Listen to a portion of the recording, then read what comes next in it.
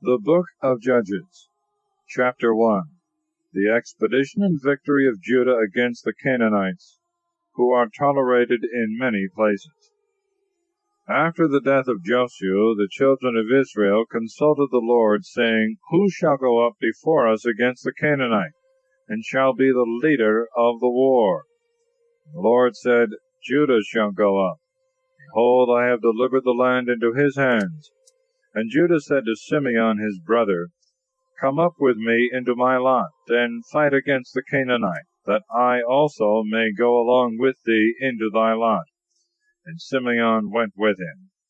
And Judah went up, and the Lord delivered the Canaanite and the Perizzite into their hands, and they slew of them in Bezek 10,000 men. And they found Adonibezek in Bezek, and fought against him, and they defeated the Canaanite and the Perizzite.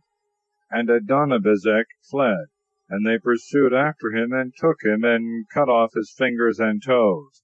And Adonibezek said, 70 kings, having their fingers and toes cut off, gathered up the leavings of the meat under my table. As I have done, so hath God requited me. And they brought him to Jerusalem, and he died there. And the children of Judah besieging Jerusalem took it, and put it to the sword, and set the whole city on fire. And afterwards they went down and fought against the Canaanites, who dwelt in the mountains, and in the south, and in the plains.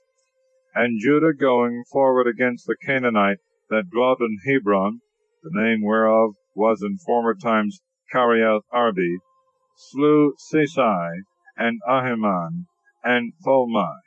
And departing from thence he went to the inhabitants of Debir, the ancient name of which was Kiriath-sepher, that is, the city of letters. And Caleb said, He that shall take Kiriath-sepher, and lay it waste, to him will I give my daughter Achsah to wife. And Othniel, the son of Kenaz, the younger brother of Caleb, having taken it, he gave him Achsah his daughter to wife. And as she was going on her way, her husband admonished her to ask a field of her father. And as she sighed, sitting on her ass, Caleb said to her, What aileth thee? And she answered, Give me a blessing, for thou hast given me a dry land. Give me also a watery land. So Caleb gave her the upper and the nether watery ground.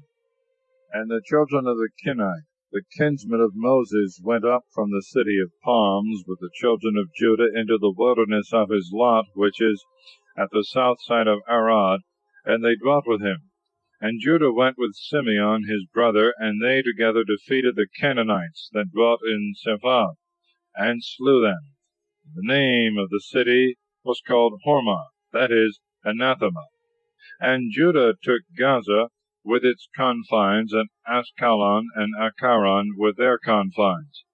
And the Lord was with Judah, and he possessed the hill country, but was not able to destroy the inhabitants of the valley, because they had many chariots armed with scythes.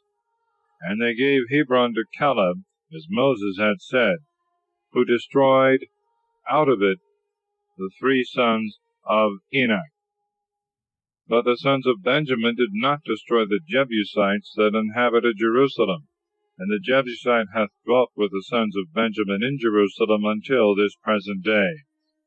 The house of Joseph also went up against Bethel, and the Lord was with them. For when they were besieging the city, which before was called Luzah, they saw a man coming out of the city, and they said to him, Show us the entrance into the city, we will show thee mercy. And when he had shown them, they smote the city with the edge of the sword, but that man and all his kindred they let go, who being sent away, went into the land of Hetham, and built there a city, and called it Luzah, which is so called until this day.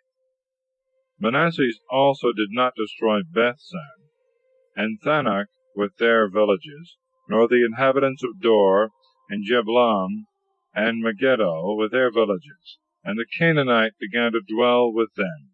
But after Israel was grown strong, he made them tributaries, and would not destroy them. Ephraim also did not slay the Canaanite that dwelt in Gezer, but dwelt with him.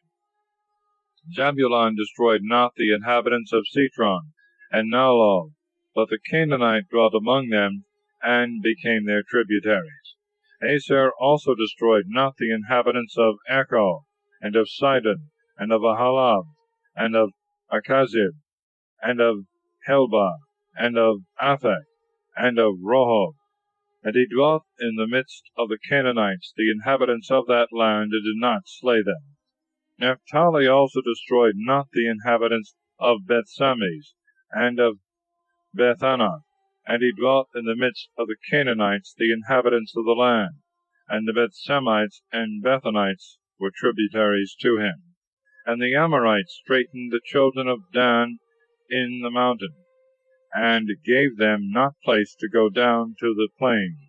And he dwelt in the mountain Hares, that is, of potsherds, in Ilon and Salabin. And the hand of the house of Joseph was heavy upon him, and he became tributary to him. The border of the Amorite was from the ascent of the Scorpion, the rock, and the higher places. Chapter 2. An angel reproveth Israel. They weep for their sins. After the death of Josiah they often fall, and repenting are delivered from their afflictions, but still fall worse and worse. And an angel of the Lord went up from Gilgal to the place of weepers, and said, I made you go out of Egypt, and have brought you into the land for which I swore to your fathers, and I promised that I would not make void my covenant with you forever, on condition that you should not make a league with the inhabitants of this land, but should throw down their altars, and you would not hear my voice. Why have you done this? Wherefore I would not destroy them from before your face, that you may have enemies, and their gods may be your ruin. And when the angel of the Lord spoke these words to all the children of Israel, they lifted up their voice and wept. The name of that place was called the place of weepers, or of tears. And there they offered sacrifices to the Lord. And Joshua sent away the people, and the children of Israel went, every one to his own possession, to hold it. And they served the Lord all his days, and the days of the ancients that lived a long time after him, and who knew all the works of the Lord, which he had done for Israel. And Joshua the son of Nun, the servant of the Lord, died, being 110 years old. And they buried him in the borders of his possession in Timnath-Sarah, in Mount Ephraim, on the north side of Mount Gaz. And all that generation was gathered to their fathers, and there arose others that knew not the Lord, the works which he had done for Israel. The children of Israel did evil in the sight of the Lord, and they served Baalim. And they left the Lord, the God of their fathers, who had brought them out of the land of Egypt. And they followed strange gods, and the gods of the people that dwelt round about them. And they adored them, and they provoked the Lord to anger, forsaking him, and serving Baal and Ashtaroth. And the Lord, being angry against Israel, delivered them into the hands of plunderers, and took them and sold them to their enemies, that dwelt round about, neither could they stand against their enemies. But whithersoever they meant to go, the hand of the Lord was upon them, as he had said, and as he had sworn to them, and they were greatly distressed. And the Lord raised up judges to deliver them from the hands of those that oppressed them. But they would not hearken to them, committing fornication with strange gods, and adoring them. They quickly forsook the way in which their fathers had walked, and hearing the commandments of the Lord, they did all things contrary. And when the Lord raised them up judges in their days, he was moved to mercy, and heard the groanings of the afflicted, and delivered them from the slaughter of the oppressors. But after the judge was dead, they returned and did much worse things than their fathers had done, following strange gods, serving them and adoring them. They left not their own inventions, and the stubborn way by which they were accustomed to walk. The wrath of the Lord was kindled against Israel, and he said, Behold, this nation hath made void my covenant, which I had made with their fathers, and hath despised to hearken to my voice. I also will not destroy the nations which Joshua left when he died, and through them I may try Israel, whether they will keep the way of the Lord and walk in it as their fathers kept it, or not. The Lord therefore left all these nations, and would not quickly destroy them, neither did he deliver them into the hands of Joshua. Chapter 3. The people falling into idolatry are oppressed by their enemies, but repenting are delivered by Othniel, Aod, and Samgar. These are the nations which the Lord left, that by them he might instruct Israel and all that had not known the wars of the Canaanites, that afterwards their children might learn to fight with their enemies, and to be trained up to war. The 5 princes of the Philistines, and all the Canaanites, and the Sidonians, and the Hivites, that dwelt in Mount Libanus, from Mount Baal Hermon to the entering into Emah. And he left them, that he might try Israel by them, whether they would hear the commandments of the Lord, which he had commanded their fathers by the hand of Moses, or not. So the children of Israel dwelt in the midst of the Canaanite, and the Hittite, and the Amorite, and the Perizzite, and the Hivite, and the Jebusite. And they took their daughters to wives, and they gave their own daughters to their sons, and they served their gods. And they did evil in the sight of the Lord, and they forgot their God, and served Baalim and Ashtaroth. And the Lord, being angry with Israel, delivered them into the hands of Chushan-Rasathaim, king of Mesopotamia. They served him 8 years. And they cried to the Lord, who raised them up a Savior, and delivered them to it, Othniel the son of Kenaz, the younger brother of Caleb. And the Spirit of the Lord was in him, and he judged Israel. And he went out to fight, and the Lord delivered into his hands Chushan-Rasathaim, king of Syria, and he overthrew him. And the land rested 40 years, and Othniel the son of Kenaz died. And the children of Israel did evil again in the sight of the Lord, who strengthened against them Eglon, king of Moab, because they did evil in his sight. And he joined to him the children of Ammon and Amalek. And he went and overthrew Israel, and possessed the city of palm trees. And the children of Israel served Eglon, king of Moab, 18 years. And afterwards they cried to the Lord, who raised them up a Savior called Aod, the son of Gera, the son of Jemini, who used the left hand as well as the right. The children of Israel sent presents to Eglon, king of Moab, by him. And he made himself a 2-edged sword, with a haft in the midst of the length of the palm of the hand, and was girded therewith under his garment on the right thigh. And he presented the gifts to Eglon, king of Moab. Now Eglon was exceeding fat, and when he had presented the gifts unto him, he followed his companions that came along with him. Then returning from Galgal, where the idols were, he said to the king, I have a secret message to thee, O king. And he commanded silence. And all being gone out that were about him, Aod went in to him. Now he was sitting in a summer parlor alone, and he said, I have a word from God to thee.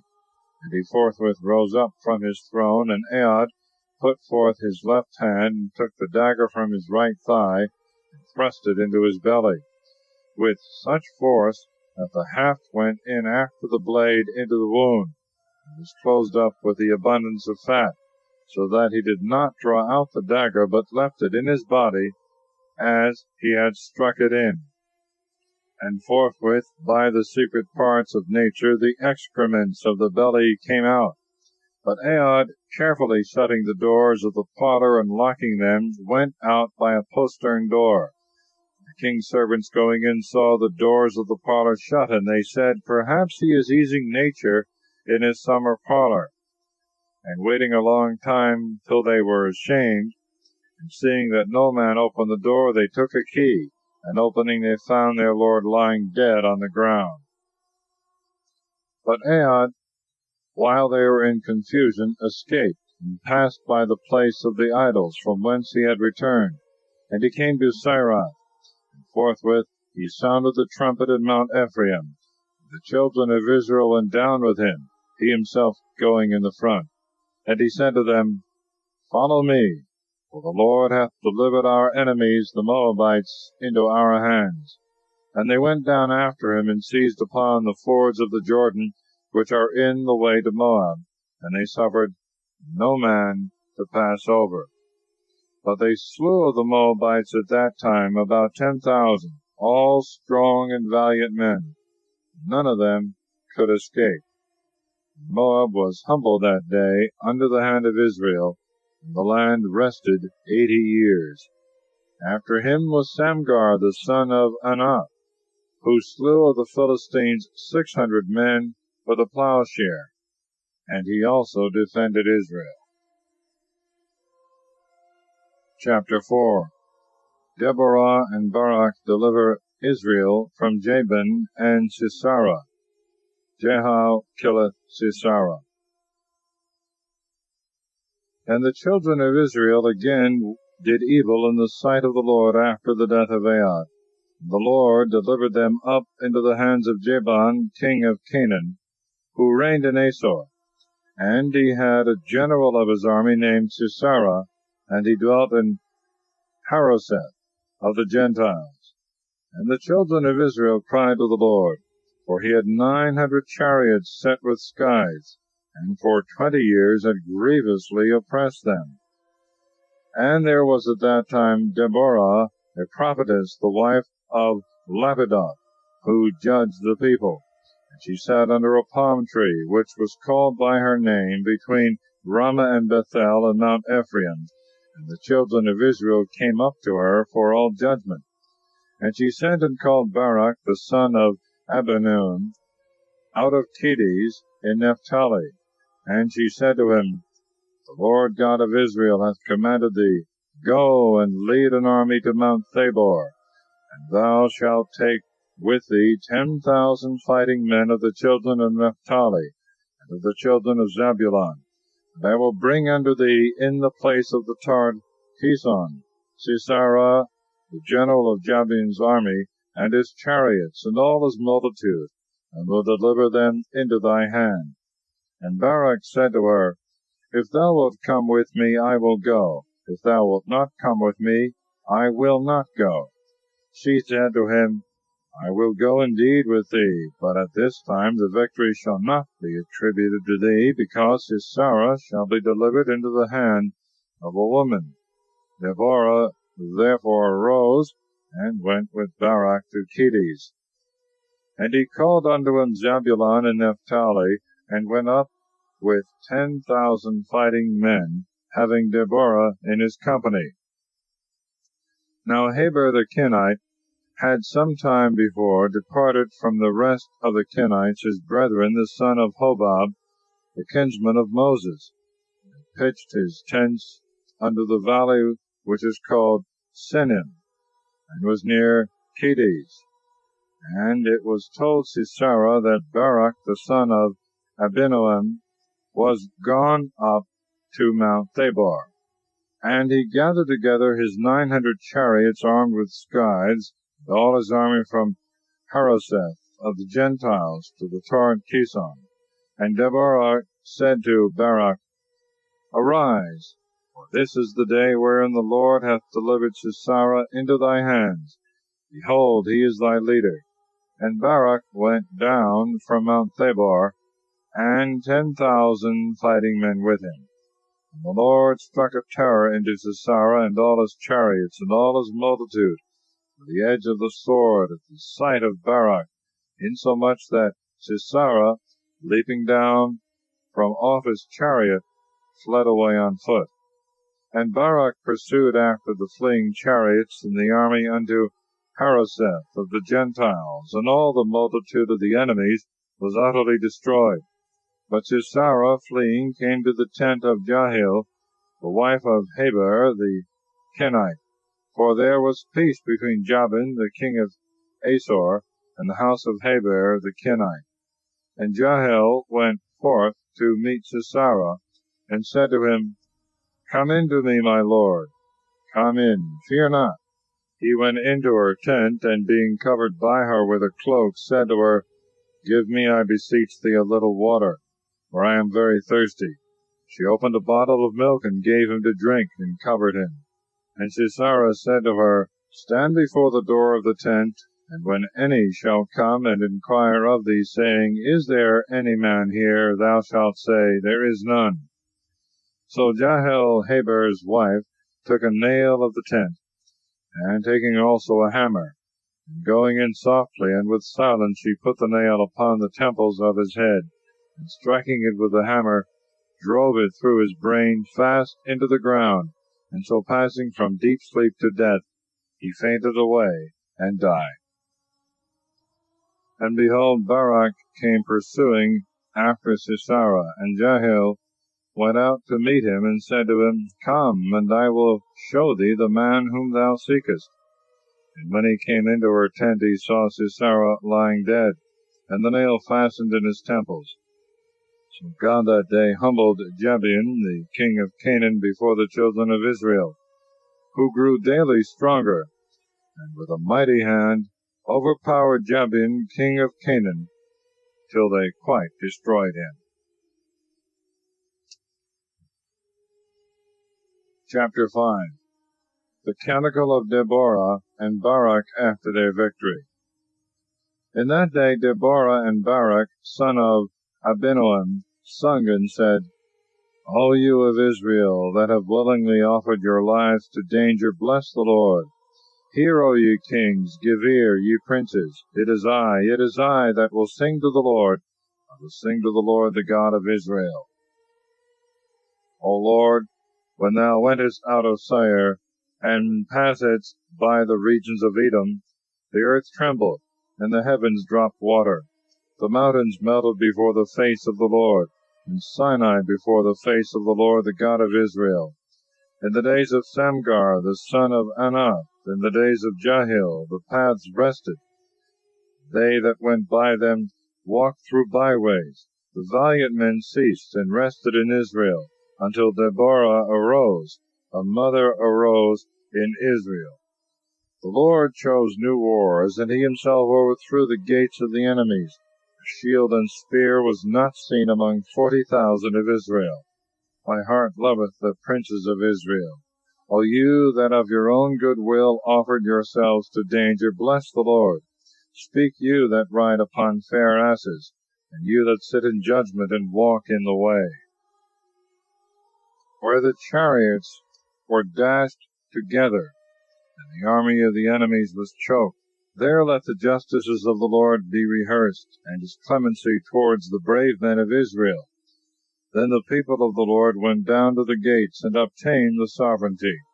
Arise, arise, O Deborah, arise, arise, and utter a canticle. Arise, Barak, and take hold of thy captives, O son of Abinoam. The remnants of the people are saved. The Lord hath fought among the valiant ones. Out of Ephraim he destroyed them into Amalek, and after him out of Benjamin into thy people, O Amalek. Out of Machir there came down princes, and out of Zabulon they that led the army to fight. The captains of Issachar were with Deborah, and followed the steps of Barak, who exposed himself to danger, as one going headlong and into a pit. Reuben being divided against himself, there was found a strife of courageous men. Why dwellest thou between two borders, that thou mayest hear the bleatings of the flocks? Reuben being divided against himself, there was found a strife of courageous men. Galaad rested beyond the Jordan, and Dan applied himself to ships. Aser dwelt on the seashore, and abode in the havens. But Zebulun and Naphtali offered their lives to death in the region of Meromi. The kings came and fought. Kings of Canaan fought in Tanakh by the waters of Megiddo, and yet they took no spoils. War from heaven was made against them. The stars, remaining in their order and courses, fought against Sisera. The torrent of Kison dragged their carcasses, the torrent of Kadumim, the torrent of Kison. Tread thou, my soul, upon the strong ones. The hoofs of the horses were broken, whilst the stoutest of the enemies fled amain, and fell headlong down. Curse ye the land of Meroz, said the angel of the Lord. Curse the inhabitants thereof, because they came not to the help of the Lord, to help his most valiant men. Blessed among women be Jael, the wife of Heber the Kenite, and blessed be she in her tent. He asked her water, and she gave him milk, and offered him butter in a dish fit for princes. She put her left hand to the nail, and her right hand to the workman's hammer. And she struck Sisera, seeking in his head a place for the wound, strongly piercing through his temples. At her feet he fell, he fainted and he died. He rolled before her feet, and he lay lifeless and wretched. His mother looked out at a window and howled, and she spoke from the dining room. Why is his chariot so long in coming back? Why are the feet of his horses so slow?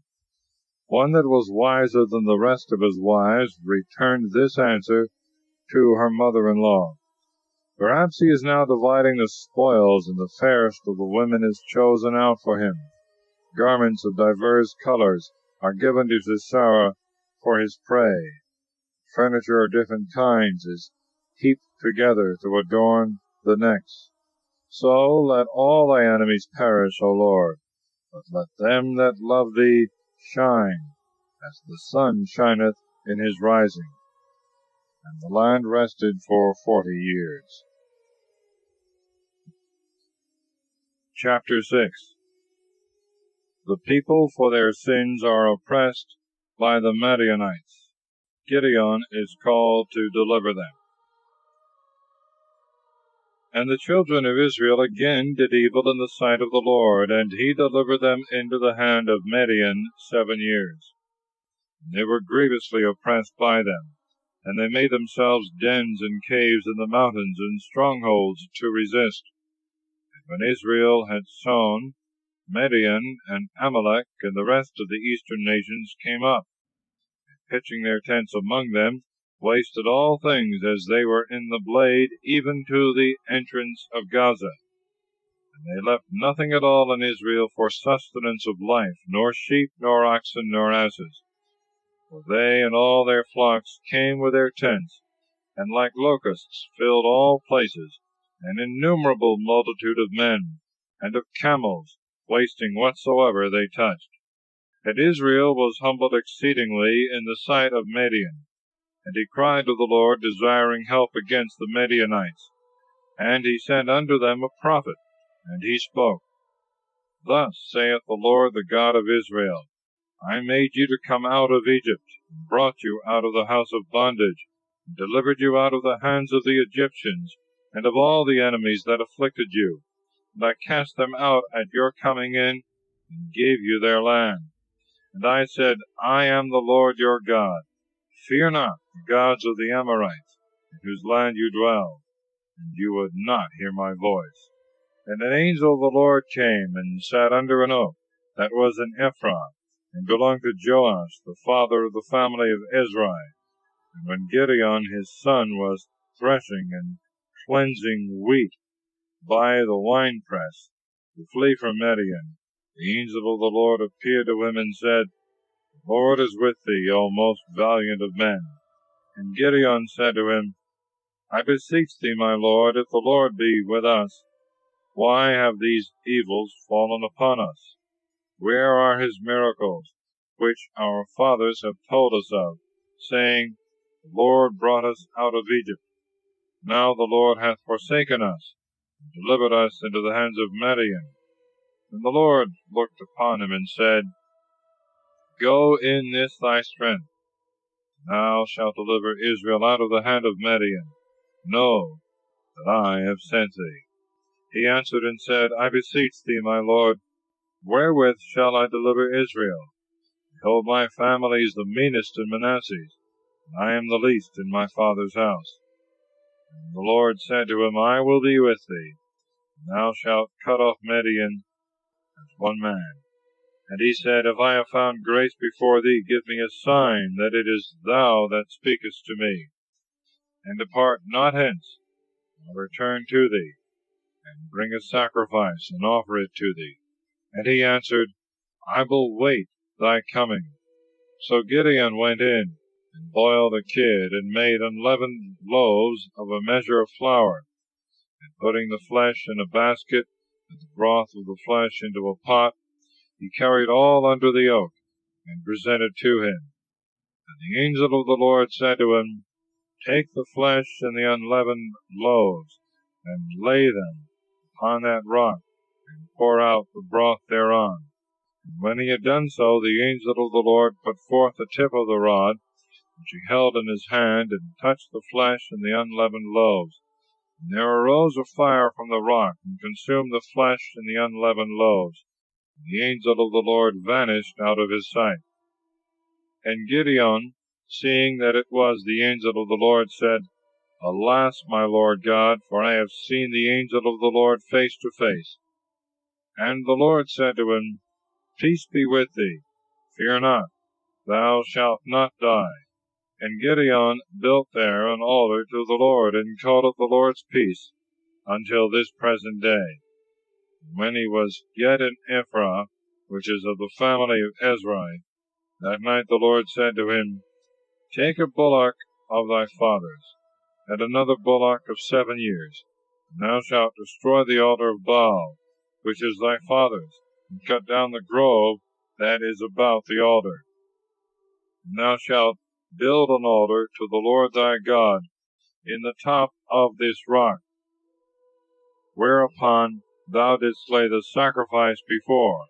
And thou shalt take the second bullock, and shalt offer a holocaust upon a pile of the wood, which thou shalt cut down out of the grove. Then Gideon, taking 10 men of his servants, did as the Lord had commanded him. But fearing his father's house, the men of that city, he would not do it by day, but did all by night. And when the men of that town were risen in the morning, they saw the altar of Baal destroyed, and the grove cut down, and the second bullock laid upon the altar, which then was built. And they said one to another, Who hath done this? And when they inquired for the author of the fact, it was said, Gideon the son of Joash did all this. And they said to Joash, Bring out thy son hither, that he may die, because he hath destroyed the altar of Baal, and hath cut down his grove. He answered them, Are you the avengers of Baal, that you fight for him? He that is his adversary, let him die before tomorrow light appear. If he be a god, let him revenge himself on him that hath cast down his altar. From that day Gideon was called Jerubbaal, because Joash had said, Let Baal revenge himself on him that hath cast down his altar. Now all Midian and Amalek and the eastern people were gathered together, and passing over the Jordan, encamped in the valley of Jezreel. But the Spirit of the Lord came upon Gideon, and he sounded the trumpet, and called together the house of Abiezer to follow him. And he sent messengers unto all Manasseh, and they also followed him, and other messengers unto Aser and Zabulon and Naphtali, and they came to meet him. And Gideon said to God, Thou wilt save Israel by my hand, as thou hast said, I will put this fleece of wool on the floor. If there be dew on the fleece only, and it be dry on all the ground beside, I shall know that by my hand, as thou hast said, thou wilt deliver Israel. And it was so. Rising before day, wringing the fleece, he filled a vessel with the dew. And he said again to God, Let not thy wrath be kindled against me if I try once more, seeking a sign in the fleece. I pray that the fleece only may be dry, and all the ground wet with dew. And God did that night as he had requested. And it was dry on the fleece only, and there was dew on all the ground. Chapter 7. Gideon with 300 men by stratagem defeateth the Midianites. Then Jerubbaal, who is the same as Gideon, rising up early, and all the people with him, came to the fountain that is called Harod. Now the camp of Midian was in the valley on the north side of the high hill. And the Lord said to Gideon, People that are with thee are many, and Midian shall not be delivered into their hands, lest Israel should glory against me, and say, I was delivered by my own strength. Speak to the people, and proclaim in the hearing of all, Whosoever is fearful and timorous, let him return. So 22,000 men went away from Mount Galad, and returned home, and only 10,000 remained. And the Lord said to Gideon, The people are still too many. Bring them to the waters, and there I will try them. And of whom I shall say to thee, This shall go with thee, let him go. Whom I shall forbid to go, let him return. And when the people were come down to the waters, the Lord said to Gideon, They that shall lap the water with their tongues, as dogs are wont to lap, thou shalt set apart by themselves. But they that shall drink, bowing down their knees, shall be on the other side. And the number of them that had lapped water, casting it with the hand to their mouth, was 300 men. And all the rest of the multitude had drunk kneeling. And the Lord said to Gideon, By the 300 men that lapped water I will save you, and deliver Midian into thy hand, but let all the rest of the people return to their place. So taking victuals and trumpets according to their number, he ordered all the rest of the multitude to depart to their tents. And he with the 300 gave himself to the battle. Now the camp of Midian was beneath him in the valley. The same night the Lord said to him, Arise and go down into the camp, because I have delivered them into thy hand. But if thou be afraid to go alone, let Pharaoh thy servant go down with thee. And when thou shalt hear what they are saying, then shall thy hands be strengthened, and thou shalt go down more secure to the enemy's camp.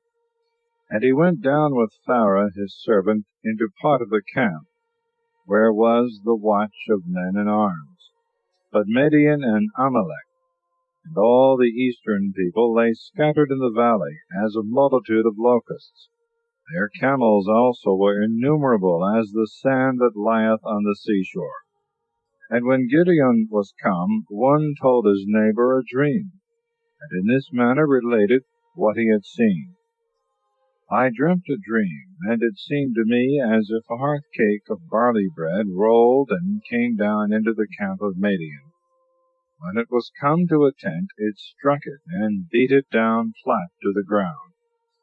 He to whom he spoke answered, This is nothing else but the sword of Gideon the son of Joash, a man of Israel.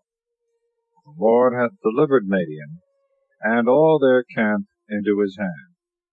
And when Gideon had heard the dream and the interpretation thereof, he adored, and returned to the camp of Israel, and said, Arise, for the Lord hath delivered the camp of Midian into our hands. And he divided the 300 men into 3 parts, and gave them trumpets in their hands, and empty pitchers, and lamps within the pitchers. And he said to them, What you shall see me do, do you the same. I will go into one part of the camp, and do you as I shall do. When the trumpet shall sound in my hand, do you also blow the trumpets on every side of the camp. And Gideon and the 300 men that were with him went into part of the camp at the beginning of the midnight watch. And the watchmen, being alarmed, they began to sound their trumpets, and to clap the pitchers one against another. And when they sounded their trumpets in 3 places round about the camp, and had broken their pitchers, they held their lamps in their left hands, and with their right hands the trumpets which they blew, and they cried out, The sword of the Lord and of Gideon, standing every man in his place round about the enemy's camp. So all the camp was troubled, and crying out and howling they fled away. And the 300 men nevertheless persisted, sounding the trumpets. The Lord sent the sword into all the camp, and they killed one another. Fleeing as far as Bethsetta, and the border of Abel-Mahulah in Tebah. But the men of Israel, shouting from Naphtali and Aser, and from all Manasseh, pursued after Midian. And Gideon sent messengers into all Mount Ephraim, saying, Come down to meet Midian, and take the waters before them to Beth-barah and the Jordan. And all Ephraim shouted, and took the waters before them, and the Jordan as far as Beth-barah. And having taken 2 men of Midian, Oreb and Zeb, Oreb they slew in the rock of Oreb, and Zeb in the winepress of Zeb. And they pursued Midian, carrying the heads of Oreb and Zeb to Gideon, beyond the waters of the Jordan. Chapter 8. Gideon appeaseth the Ephraimites, taketh Zebah and Salmanah, destroyeth Succoth and Phanuel, refuseth to be king, maketh an ephod of the gold of the prey, and dieth in a good old age. The people return to idolatry. And the men of Ephraim said to him, What is this that thou meanest to do, that thou wouldst not call us when thou wentest to fight against Midian? And they chid him sharply, and almost offered violence. And he answered them, What could I have done like to that which you have done? Is not one bunch of grapes of Ephraim better than the vintages of Abiezer? The Lord hath delivered into your hands the princes of Midian, Oreb and Zeb. What could I have done like to what you have done? And when he had said this, their spirit was appeased, with which they swelled against him. And when Gideon was come to the Jordan, he passed over it with the 300 men that were with him, who were so weary they could not pursue after them that fled. And he said to the men of Succoth, Give, I beseech you, bread to the people that is with me, for they are faint, that we may pursue Zebah and Salmanah, the kings of Midian. The princes of Succoth answered, Peradventure the palms of the hands of Zebah and Salmanah are in thy hand, and therefore thou demandest that we should give bread to thy army. And he said to them, When the Lord therefore shall have delivered Zebah and Salmanah into my hands, I will thresh your flesh with the thorns and briars of the desert. And going up from thence, he came to Phanuel, and he spoke the like things to the men of that place. And they also answered him, as the men of Succoth had answered. He said therefore to them also, When I shall return a conqueror in peace, I will destroy this tower. But Zebah and Salmanah were resting with all their army. For 15,000 men were left of all the troops of the eastern people, 120,000 warriors that drew the sword were slain. And Gideon went up by the way of them that dwelt in tents on the east of Nobi and Jegbah, and smote the camp of the enemies, who were secure and suspected no hurt. And Zebhi and Salmana fled, and Gideon pursued and took them, all their host being put in confusion. And returning from the battle before the sun rising, he took a boy of the men of Succoth, and he asked him the names of the princes and ancients of Succoth, and he described unto him 77 men. And he came to Succoth, and said to them, Behold Zebhi and Salmana, concerning whom you upbraided me, saying, Peradventure, the hands of Zebhi and Salmana are in thy hands, and therefore thou demandest that we should give bread to the men that are weary and faint.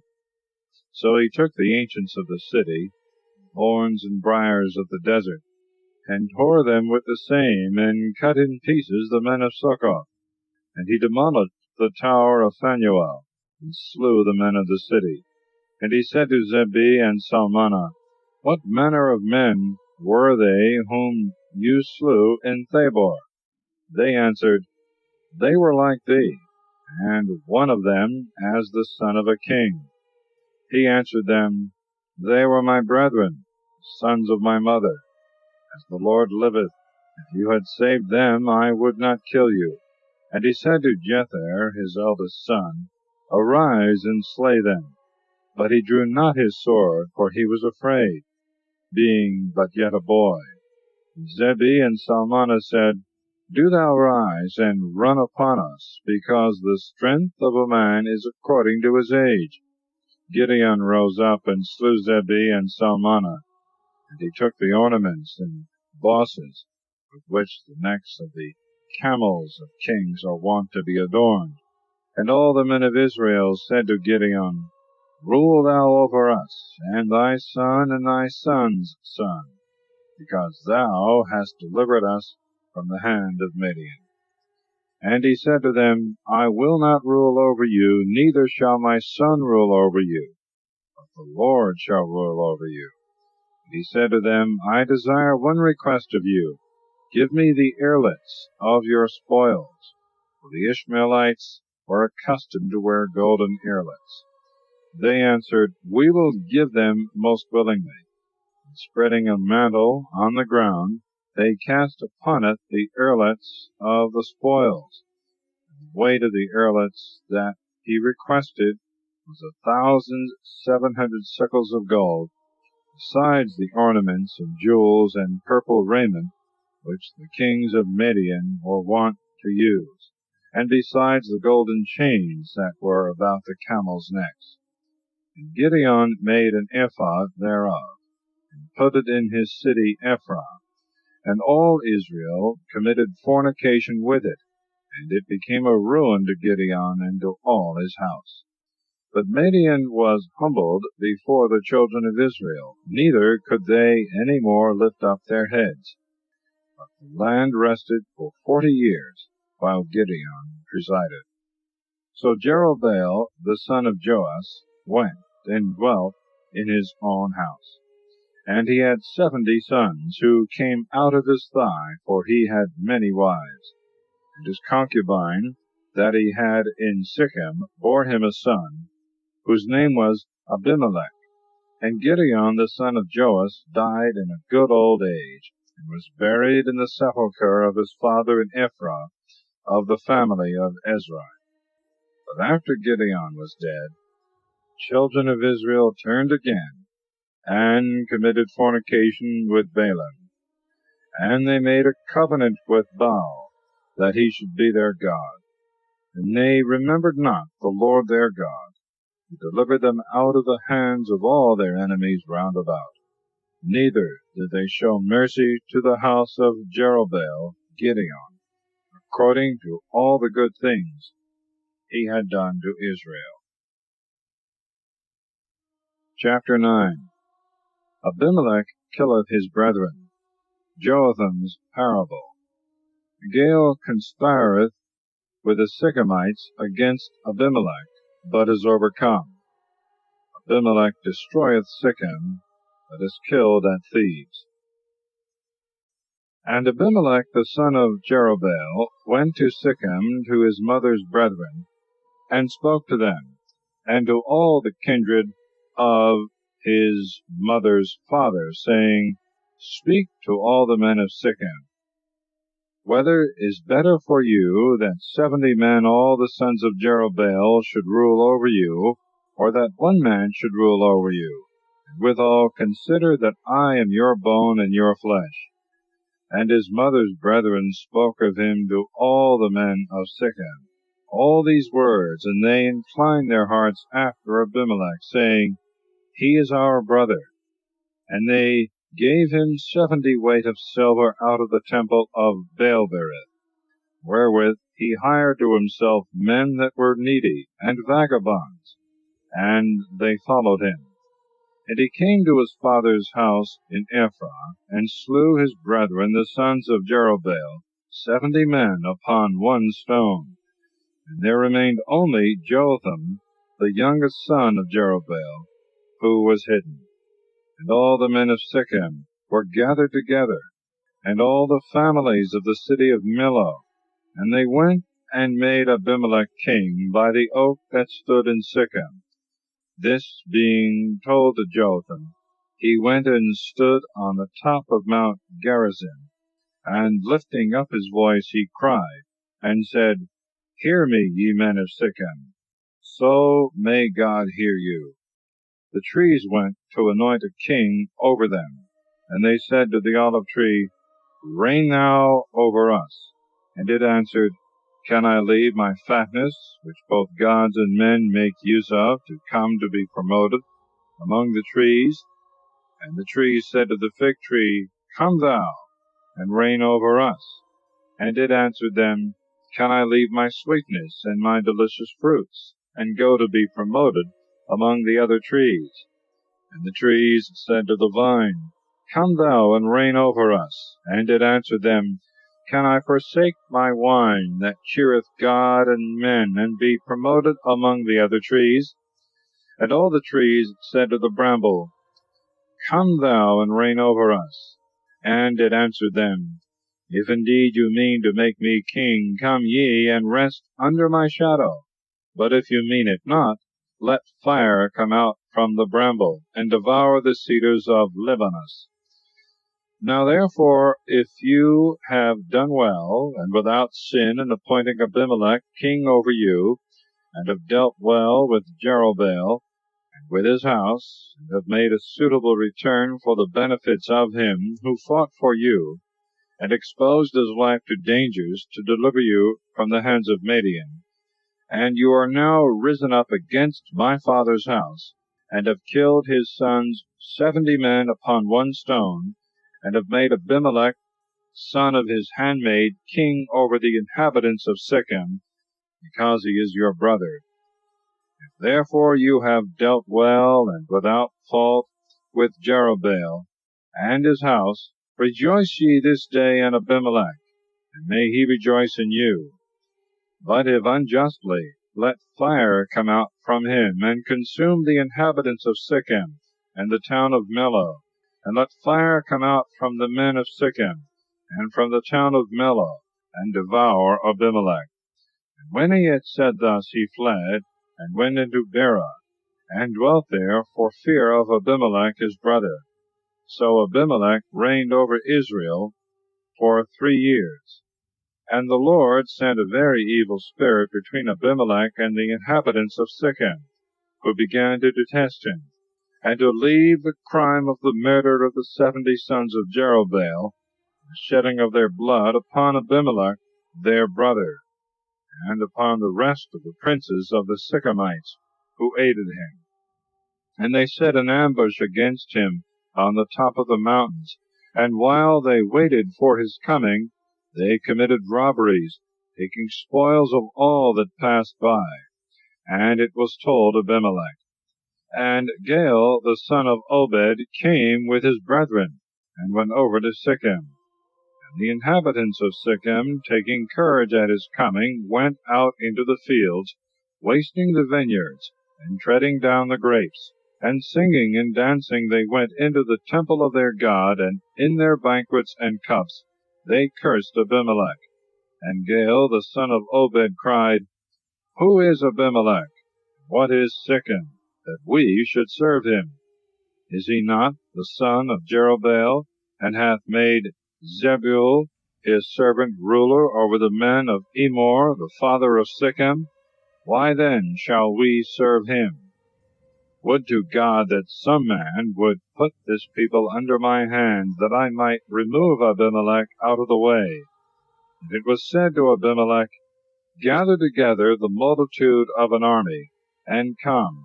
For Zebul, the ruler of the city, hearing the words of Gaal the son of Obed, was very angry, and sent messengers privately to Abimelech, saying, Behold, Gaal the son of Obed is coming into Sichem with his brethren, and endeavoureth to set the city against thee. Arise therefore in the night with the people that is with thee, and lie hid in the field. And betimes in the morning at sun rising set upon the city. And when he shall come out against thee with his people, do to him what thou shalt be able. Abimelech therefore arose with all his army by night, and laid ambushes near Sichem in 4 places. And Gaal the son of Obed went out, and stood in the entrance of the gate of the city. And Abimelech rose up, and all his army with him from the places of the ambushes. And when Gaal saw the people, he said to Zebul, Behold, a multitude cometh down from the mountains. And he answered him, Thou seest the shadows of the mountains, as if they were the heads of men, and this is thy mistake. Against Gaal said, Behold, there cometh people down from the middle of the land, and one troop cometh by the way that looketh towards the oak. And Zebul said to him, Where is now thy mouth wherewith thou sayest, Who is Abimelech, that we should serve him? Is not this the people which thou didst despise? Go out and fight against him. So Gaal went out in the sight of the people of Sichem, and fought against Abimelech, who chased and put him to flight, and drove him to the city. And many were slain of his people, even to the gate of the city. And Abimelech sat down in Ramah. But Zebul drove Gaal and his companions out of the city, and would not suffer them to abide in it. So the day following the people went out into the field. And it was told Abimelech. And he took his army, and divided it into 3 companies, and laid ambushes in the fields. And seeing that the people came out of the city, he arose, and set upon them, with his own company assaulting and besieging the city, whilst the 2 other companies chased the enemies that were scattered about the field. And Abimelech assaulted the city all that day, and took it, and killed the inhabitants thereof, and demolished it, so that he sowed salt in it. And when they who dwelt in the tower of Sichem had heard this, they went into the temple of their god Berith, where they had made a covenant with him, and from thence the place had taken its name, and it was exceeding strong. Abimelech also hearing that the men of the tower of Sichem were gathered together, went up into Mount Selmon, he and all his people with him. Taking an axe, he cut down the bough of a tree, and laying it on his shoulders, and carrying it, he said to his companions, What you see me do, do you out of hand. So they cut down boughs from the trees, every man as fast as he could, and followed their leader. And surrounding the fort, they set it on fire. And so it came to pass that with the smoke and with the fire 1,000 persons were killed, men and women together, of the inhabitants of the tower of Sichem.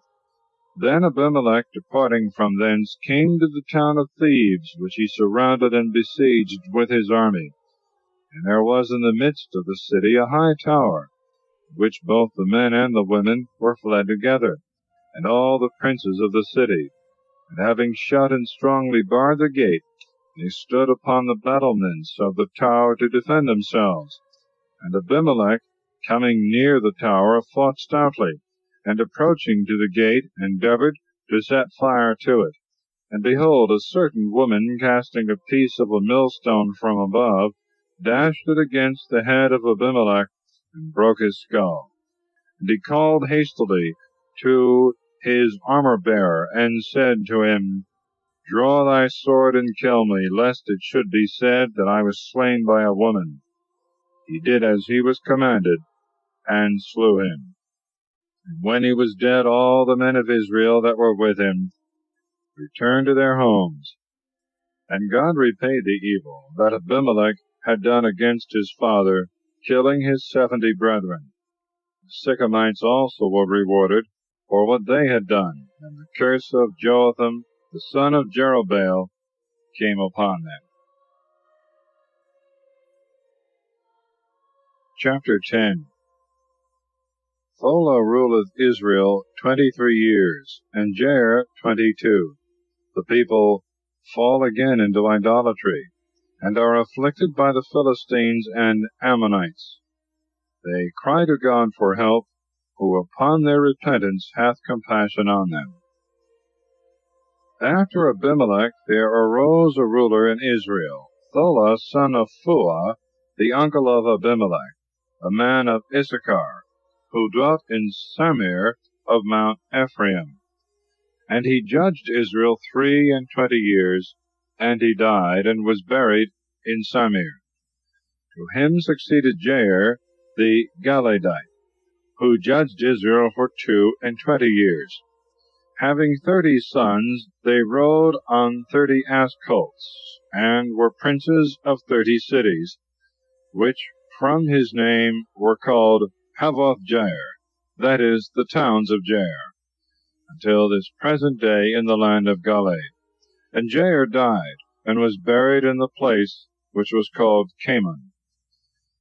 But the children of Israel, adding new sins to their old ones, did evil in the sight of the Lord, and served idols, Baalim and Ashtaroth, and the gods of Syria and of Sidon, and of Moab, and of the children of Ammon, and of the Philistines. And they left the Lord, and did not serve him.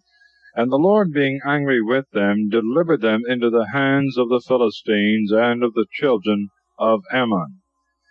And they were afflicted, and grievously oppressed for 18 years, all they that dwelt beyond the Jordan in the land of the Amorite, who is in Galaad, insomuch that the children of Ammon, passing over the Jordan, wasted Judah and Benjamin and Ephraim, and Israel was distressed exceedingly.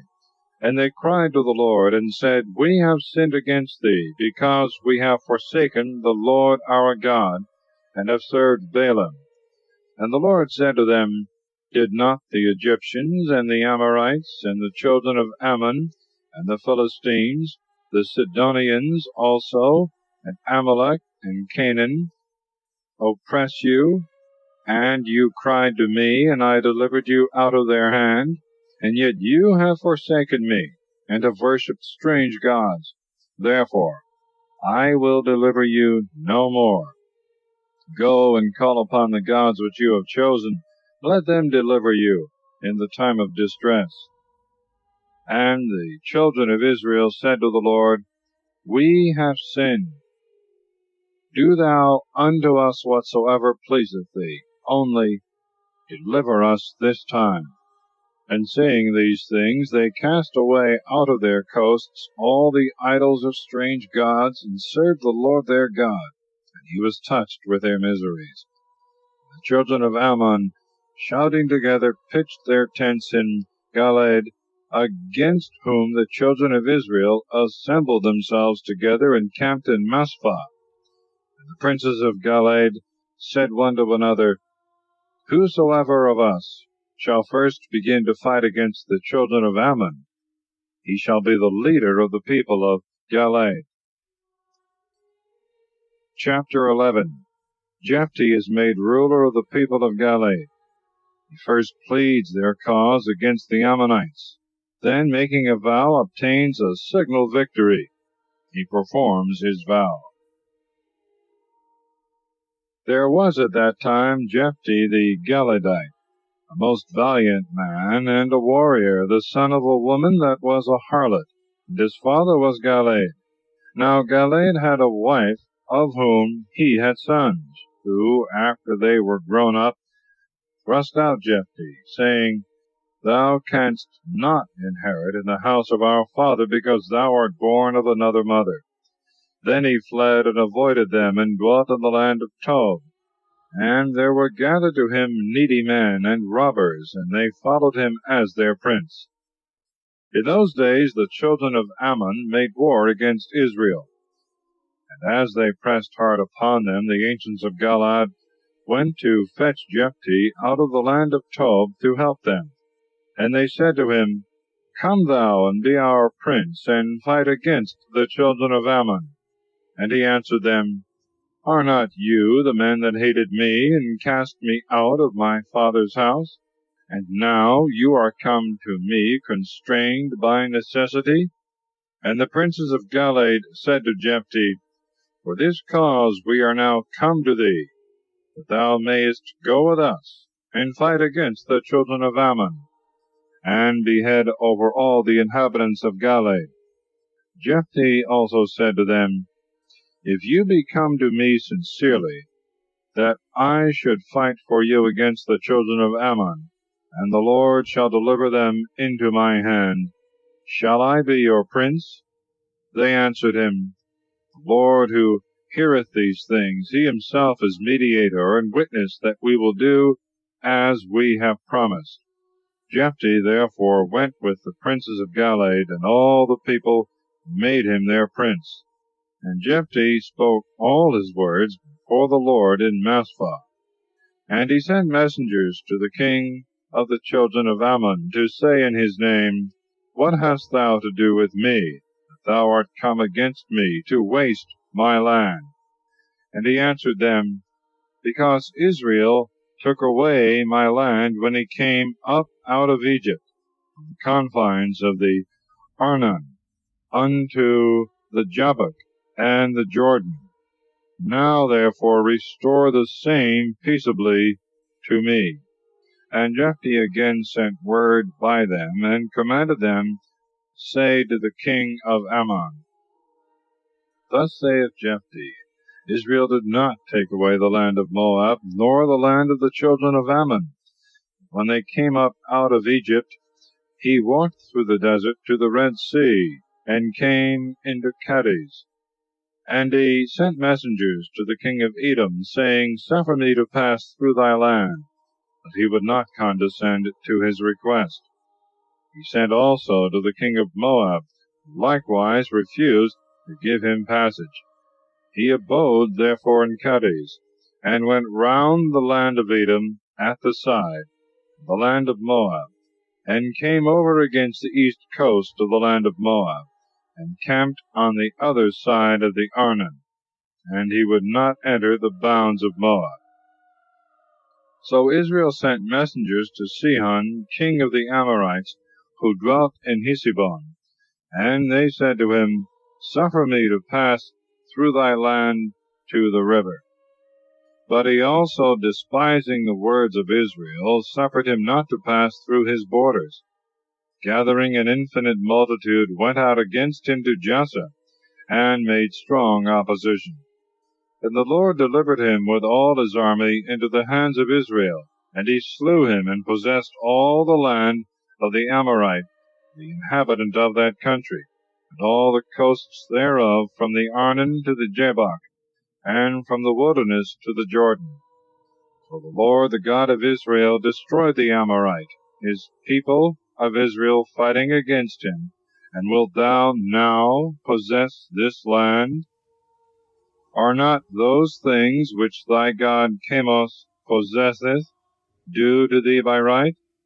What the Lord our God hath obtained by conquest shall be our possession, unless perhaps thou art better than Balak, the son of Sephor, king of Moab, or canst show that he strove against Israel, and fought against him.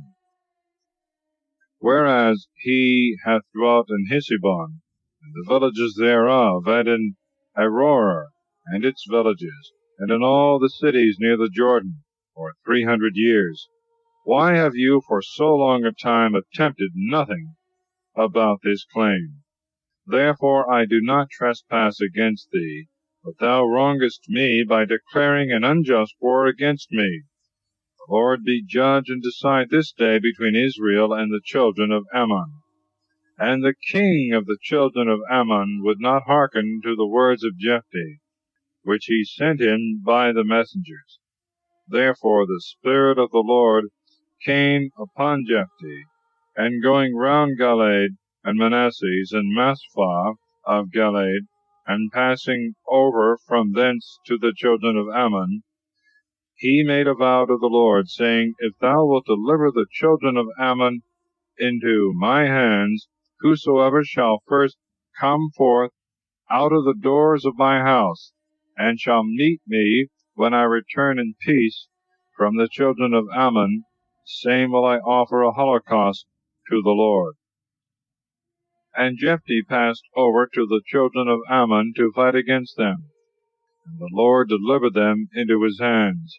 And he smote them from Aroer till you come to Minnith, 20 cities, as far as Abel, which is set with vineyards, with a very great slaughter.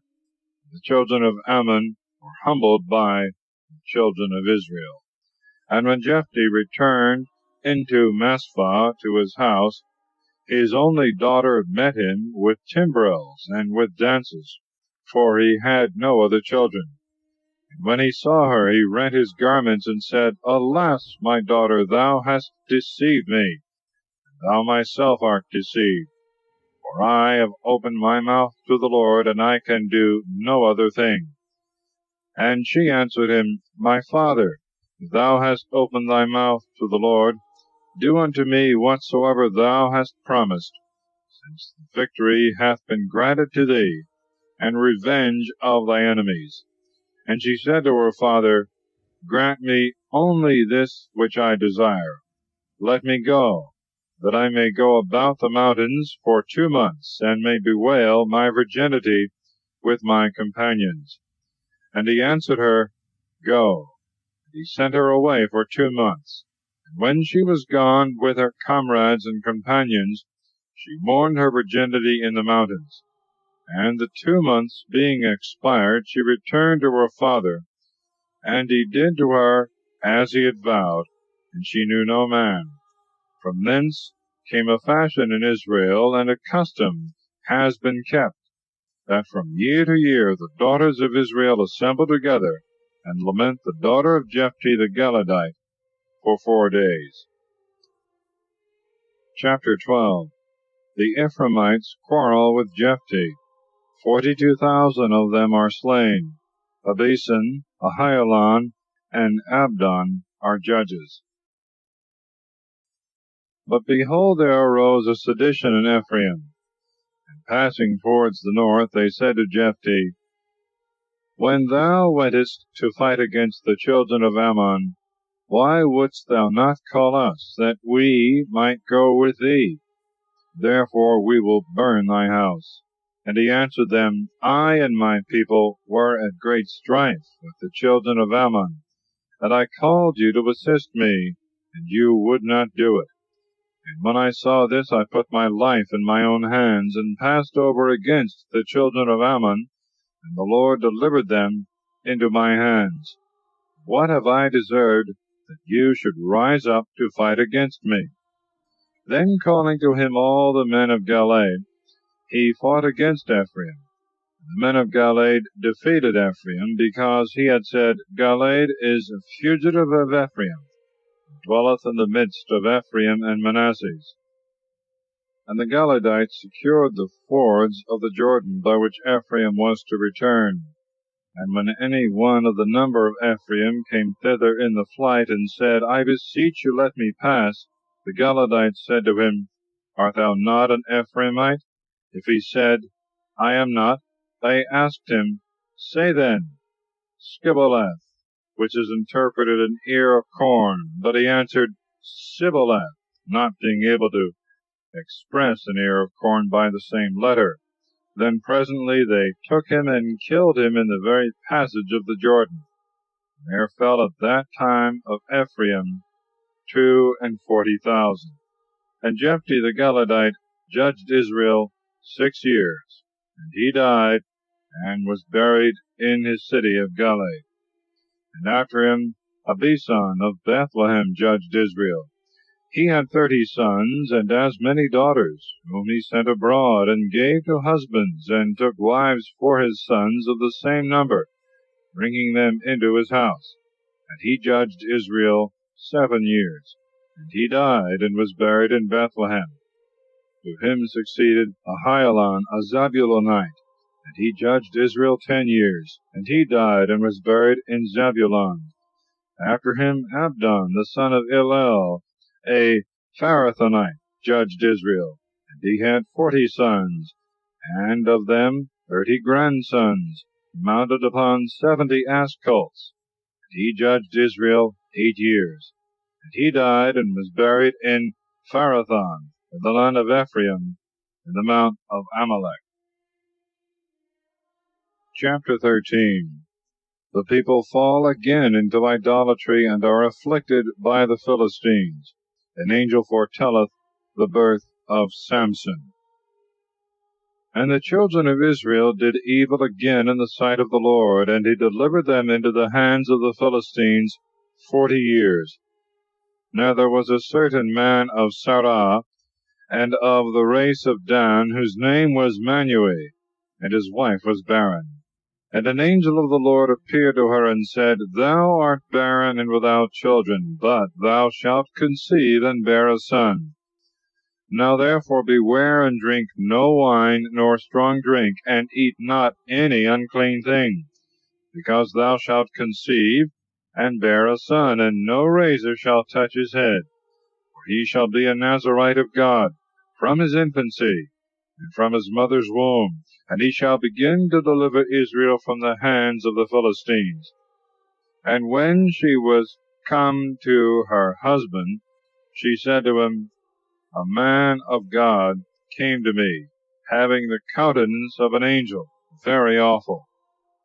And when I asked him who he was, and whence he came, and by what name he was called, he would not tell me. But he answered thus, Behold, thou shalt conceive and bear a son. Beware thou drink no wine nor strong drink, nor eat any unclean thing. For the child shall be a Nazarite of God from his infancy, from his mother's womb, until the day of his death. Then Manuel prayed to the Lord, and said, I beseech thee, O Lord, that the man of God whom thou didst send may come again, teach us what we ought to do concerning the child that shall be born. And the Lord heard the prayer of Manuel, and the angel of the Lord appeared again to his wife, as she was sitting in the field, but Manuel her husband was not with her. When she saw the angel, she made haste, and ran to her husband, and told him, saying, Behold, the man hath appeared to me whom I saw before. He rose up and followed his wife, and coming to the man, said to him, Art thou he that spoke to the woman? And he answered, I am. And Manuel said to him, When thy word shall come to pass, what wilt thou that the child should do? Or from what shall he keep himself? And the angel of the Lord said to Manuel, From all the things I have spoken of to thy wife, let her refrain herself, and let her eat nothing that cometh of the vine, neither let her drink wine or strong drink, nor eat any unclean thing, and whatsoever I have commanded her, let her fulfill and observe. And Manuel said to the angel of the Lord, I beseech thee to consent to my request, and let us dress a kid for thee.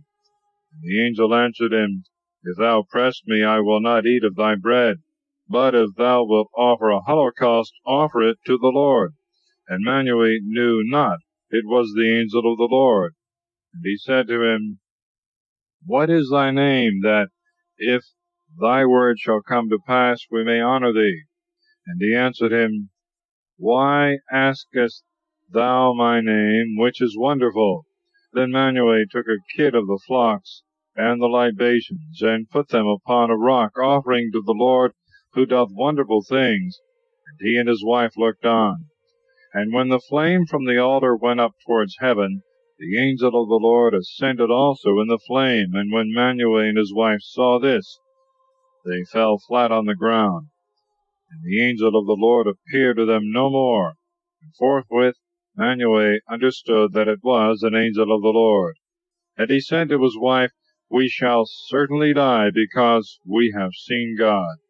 And his wife answered him, If the Lord had a mind to kill us, he would not have received a holocaust and libations at our hands, neither would he have showed us all these things, nor have told us the things that are to come.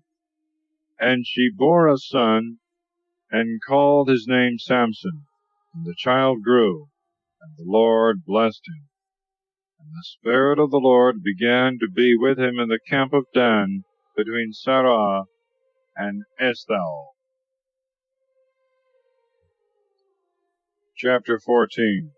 Samson desireth a wife of the Philistines. He killeth a lion, in whose mouth he afterwards findeth honey. His marriage feast, and riddle, which is discovered by his wife. He killeth and strippeth 30 Philistines. His wife taketh another man. Then Samson went down to Thamnathah, and seeing there a woman of the daughters of the Philistines, he came up and told his father and his mother, saying, I saw a woman in Thamnathah of the daughters of the Philistines. I beseech you, take her for me to wife. And his father and mother said to him, Is there no woman among the daughters of thy brethren, or among all my people, that thou wilt take a wife of the Philistines, who are uncircumcised? And Samson said to his father, Take this woman for me, for she hath pleased my eyes. Now his parents knew not that the thing was done by the Lord, and that he sought an occasion against the Philistines. For at that time the Philistines had dominion over Israel. Then Samson went down with his father and mother to Thamnathah, and when they were come to the vineyards of the town, behold, a young lion met him, raging and roaring. And the Spirit of the Lord came upon Samson, and he tore the lion as he would have torn a kid in pieces, having nothing at all in his hand. And he would not tell this to his father and mother. And he went down and spoke to the woman that had pleased his eyes. And after some days returning to take her, he went aside to see the carcass of the lion. Behold, there was a swarm of bees in the mouth of the lion, and a honeycomb. And when he had taken it in his hands, he went on eating, and coming to his father and mother, he gave them of it, and they ate. But he would not tell them that he had taken the honey from the body of the lion.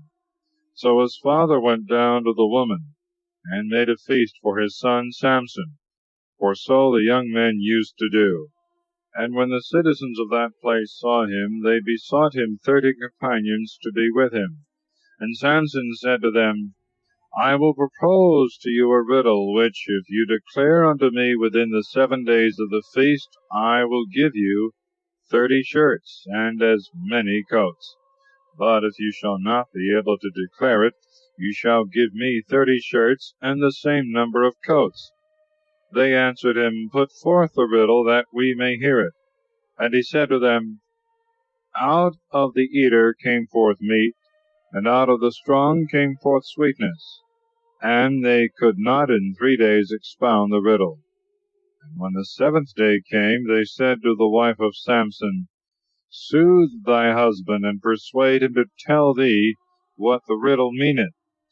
But if thou wilt not do it, we will burn thee in thy father's house. Have you called us to the wedding on purpose to strip us? So she wept before Samson, and complained, saying, Thou hatest me, and dost not love me. Therefore thou wilt not expound to me the riddle which thou hast proposed to the sons of my people. But he answered, I would not tell it to my father and mother, and how can I tell it to thee? So she wept before him the 7 days of the feast, and at length on the 7th day, as she was troublesome to him, he expounded it. And she immediately told her countrymen. And they on the 7th day, before the sun went down, said to him, What is sweeter than honey, and what is stronger than a lion? And he said to them, If you had not plowed with my heifer, you had not found out my riddle. And the Spirit of the Lord came upon him, and he went down to Ascalon, and slew there 30 men, whose garments he took away, and gave to them that had declared the riddle. And being exceeding angry, he went up to his father's house. But his wife took one of his friends and bridal companions for her husband. Chapter 15. Samson is denied his wife. He burns the corn of the Philistines and kills many of them. And a while after, when the days of the wheat harvest were at hand, Samson came, meaning to visit his wife, and he brought her a kid of the flock. And when he would have gone into her chamber as usual, her father would not suffer him, saying, I thought thou hadst hated her, and therefore I gave her to thy friend. But she hath a sister who is younger and fairer than she. Take her to wife instead of her. And Samson answered him, From this day I shall be blameless in what I do against the Philistines, for I will do you evils. And he went and caught 300 foxes, and coupled them tail to tail, and fastened torches between the tails. And setting them on fire, he let the foxes go, that they might run about hither and thither. And they presently went into the standing corn of the Philistines, which being set on fire, both the corn that was already carried together, and that which was yet standing, was all burnt, insomuch that the flame consumed also the vineyards and the oliveyards. Then the Philistines said, Who hath done this thing? And it was answered, Samson, the son-in-law of the Thamnathite, because he took away his wife, and gave her to another, hath done these things. The Philistines went up and burnt both the woman and her father. But Samson said to them, Although you have done this, yet will I be revenged of you, and then I will be quiet.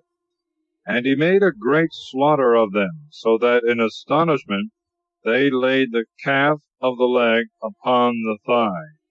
And going down, he dwelt in a cavern of the rock Etam.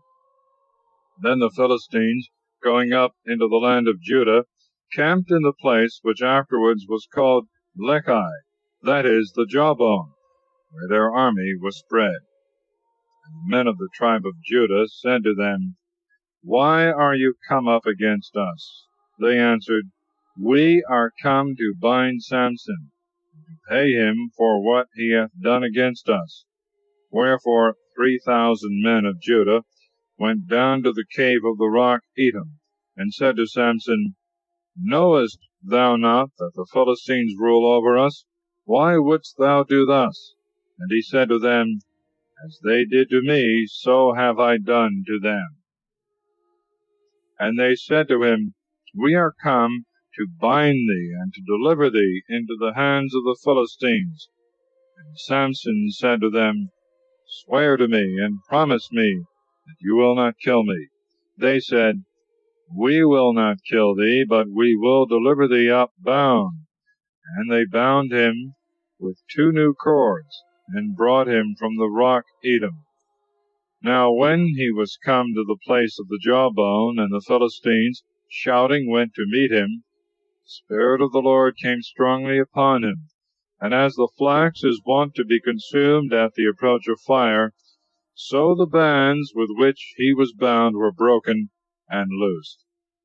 Finding a jawbone, even the jawbone of an ass, which lay there, catching it up, he slew therewith 1,000 men. And he said, The jawbone of an ass With the jaw of the colt of asses I have destroyed them, and have slain 1,000 men.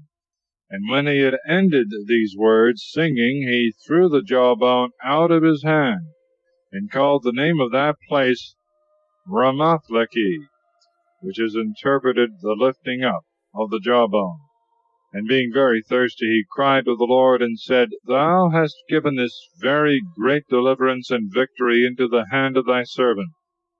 Behold, I die for thirst, and shall fall into the hands of the uncircumcised. Then the Lord opened a great tooth in the jaw of the ass, and waters issued out of it. And when he had drank them, he refreshed his spirit, and recovered his strength. Therefore the name of that place was called the Spring of him that invoked from the jawbone, until this present day. And he judged Israel in the days of the Philistines 20 years. Chapter 16.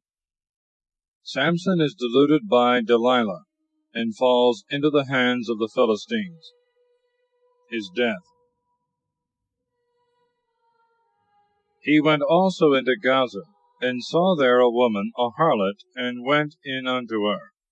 And when the Philistines had heard this, and it was noised about among them that Samson was come into the city, they surrounded him, setting guards at the gate of the city, and watching there all the night in silence, that in the morning they might kill him as he went out. But Samson slept till midnight, and then rising, he took both the doors of the gate, with the posts thereof, and the bolts, and laying them on his shoulders, carried them up to the top of the hill, which looketh towards Hebron. After this he loved a woman who dwelt in the valley of Sorek, and she was called Delilah. And the princes of the Philistines came to her, and said, Deceive him, and learn of him wherein his great strength lieth, and how we may be able to overcome him, to bind and afflict him, which, if thou shalt do, we will give thee every one of us 1,100 pieces of silver. And Delilah said to Samson, Tell me, I beseech thee, wherein thy greatest strength lieth, and what it is wherewith, if thou wert bound, thou couldst not break loose. And Samson answered her, If I shall be bound with 7 cords made of sinews not yet dry, but still moist, I shall be weak like other men. And the princes of the Philistines brought unto her 7 cords, such as he spoke of, with which she bound him, men lying privately in wait with her, and in the chamber expecting the event of the thing. And she cried out to him, The Philistines are upon thee, Samson. And he broke the bands as a man would break a thread of tow twined with spittle, when it smelleth the fire. So it was not known wherein his strength lay. And Delilah said to him, Behold, thou hast mocked me, and hast told me a false thing. But now at least tell me wherewith thou mayest be bound. And he answered her, If I shall be bound with new ropes that were never in work, I shall be weak and like other men. Delilah bound him again with these, and cried out, The Philistines are upon thee, Samson, there being an ambush prepared for him in the chamber. But he broke the bands like threads of webs. And Delilah said to him again, How long dost thou deceive me, and tell me lies? Show me wherewith thou mayest be bound. And Samson answered her, If thou plantest the 7 locks of my head with a lace, tying them round about a nail, fastenest it in the ground, I shall be weak. And when Delilah had done this, she said to him, The Philistines are upon thee, Samson. And awaking out of his sleep, he drew out the nail with the hairs and the lace. And Delilah said to him, How dost thou say thou lovest me, when thy mind is not with me? Thou hast told me lies these 3 times, and wouldst not tell me wherein thy great strength lieth. And when she pressed him much, and continually hung upon him for many days, giving him no time to rest, his soul fainted away, and was wearied even until death. Then, opening the truth of the thing, he said to her, The razor hath never come upon my head, for I am a Nazarite, that is to say, consecrated to God from my mother's womb. If my head be shaven, my strength shall depart from me, and I shall become weak, and shall be like other men. Then, seeing that he had discovered to her all his mind, she sent to the princes of the Philistines, saying, Come up this once more, for now he hath opened his heart to me. And they went up, taking with them the money which they had promised. But she made him sleep upon her knees, and lay his head in her bosom. And she called a barber, and shaved his 7 locks, and began to drive him away, and thrust him from her. For immediately his strength departed from him. And she said, The Philistines are upon thee, Samson.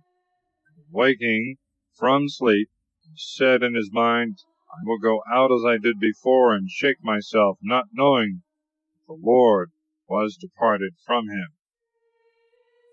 Then the Philistines seized upon him, and forthwith pulled out his eyes, and led him bound in chains to Gaza, and shutting him up in prison, made him grind. And now his hair began to grow again. Princes of the Philistines assembled together to offer great sacrifices to Dagon their god, and to make merry, saying, Our God hath delivered our enemy Samson into our hands. And the people also, seeing this, praised their God, and said the same, Our God hath delivered our adversary into our hands, him that destroyed our country and killed very many. And rejoicing in their feasts, when they had now taken their good cheer, they commanded that Samson should be called, and should play before them. And being brought out of prison, he played before them. And they made him stand between 2 pillars. And he said to the lad that guided his steps, Suffer me to touch the pillars which support the whole house, and let me lean upon them, and rest a little. Now the house was full of men and women, and all the princes of the Philistines were there. Moreover, about 3,000 persons of both sexes, from the roof and the higher part of the house, were beholding Samson's play. But he called upon the Lord, saying, O Lord God, remember me, and restore to me now my former strength. O my God, that I may revenge myself on my enemies, and for the loss of my 2 eyes I may take one revenge. And laying hold on both the pillars on which the house rested, and holding the one with his right hand and the other with his left, he said, Let me die with the Philistines.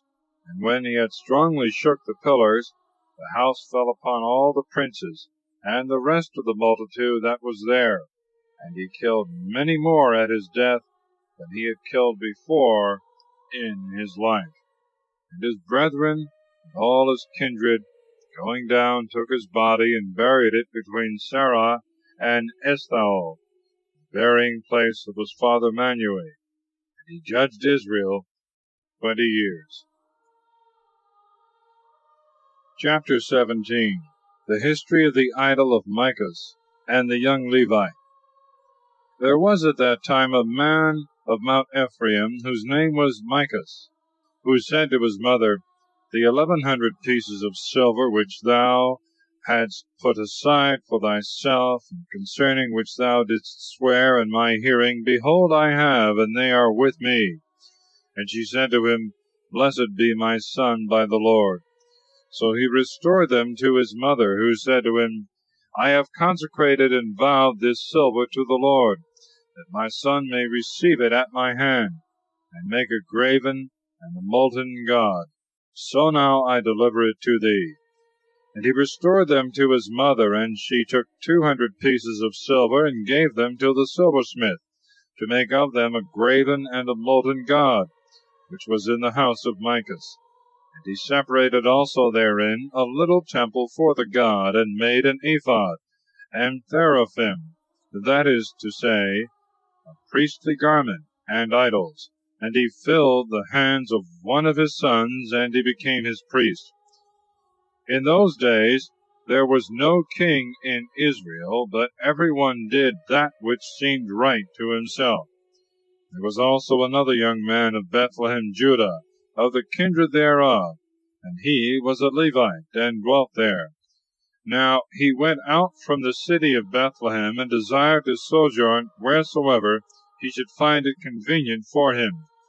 And when he was come to Mount Ephraim, as he was on his journey, and had turned aside a little into the house of Micah, he was asked by him whence he came. And he answered, I am a Levite of Bethlehem, Judah, and I am going to dwell where I can, and where I shall find a place to my advantage.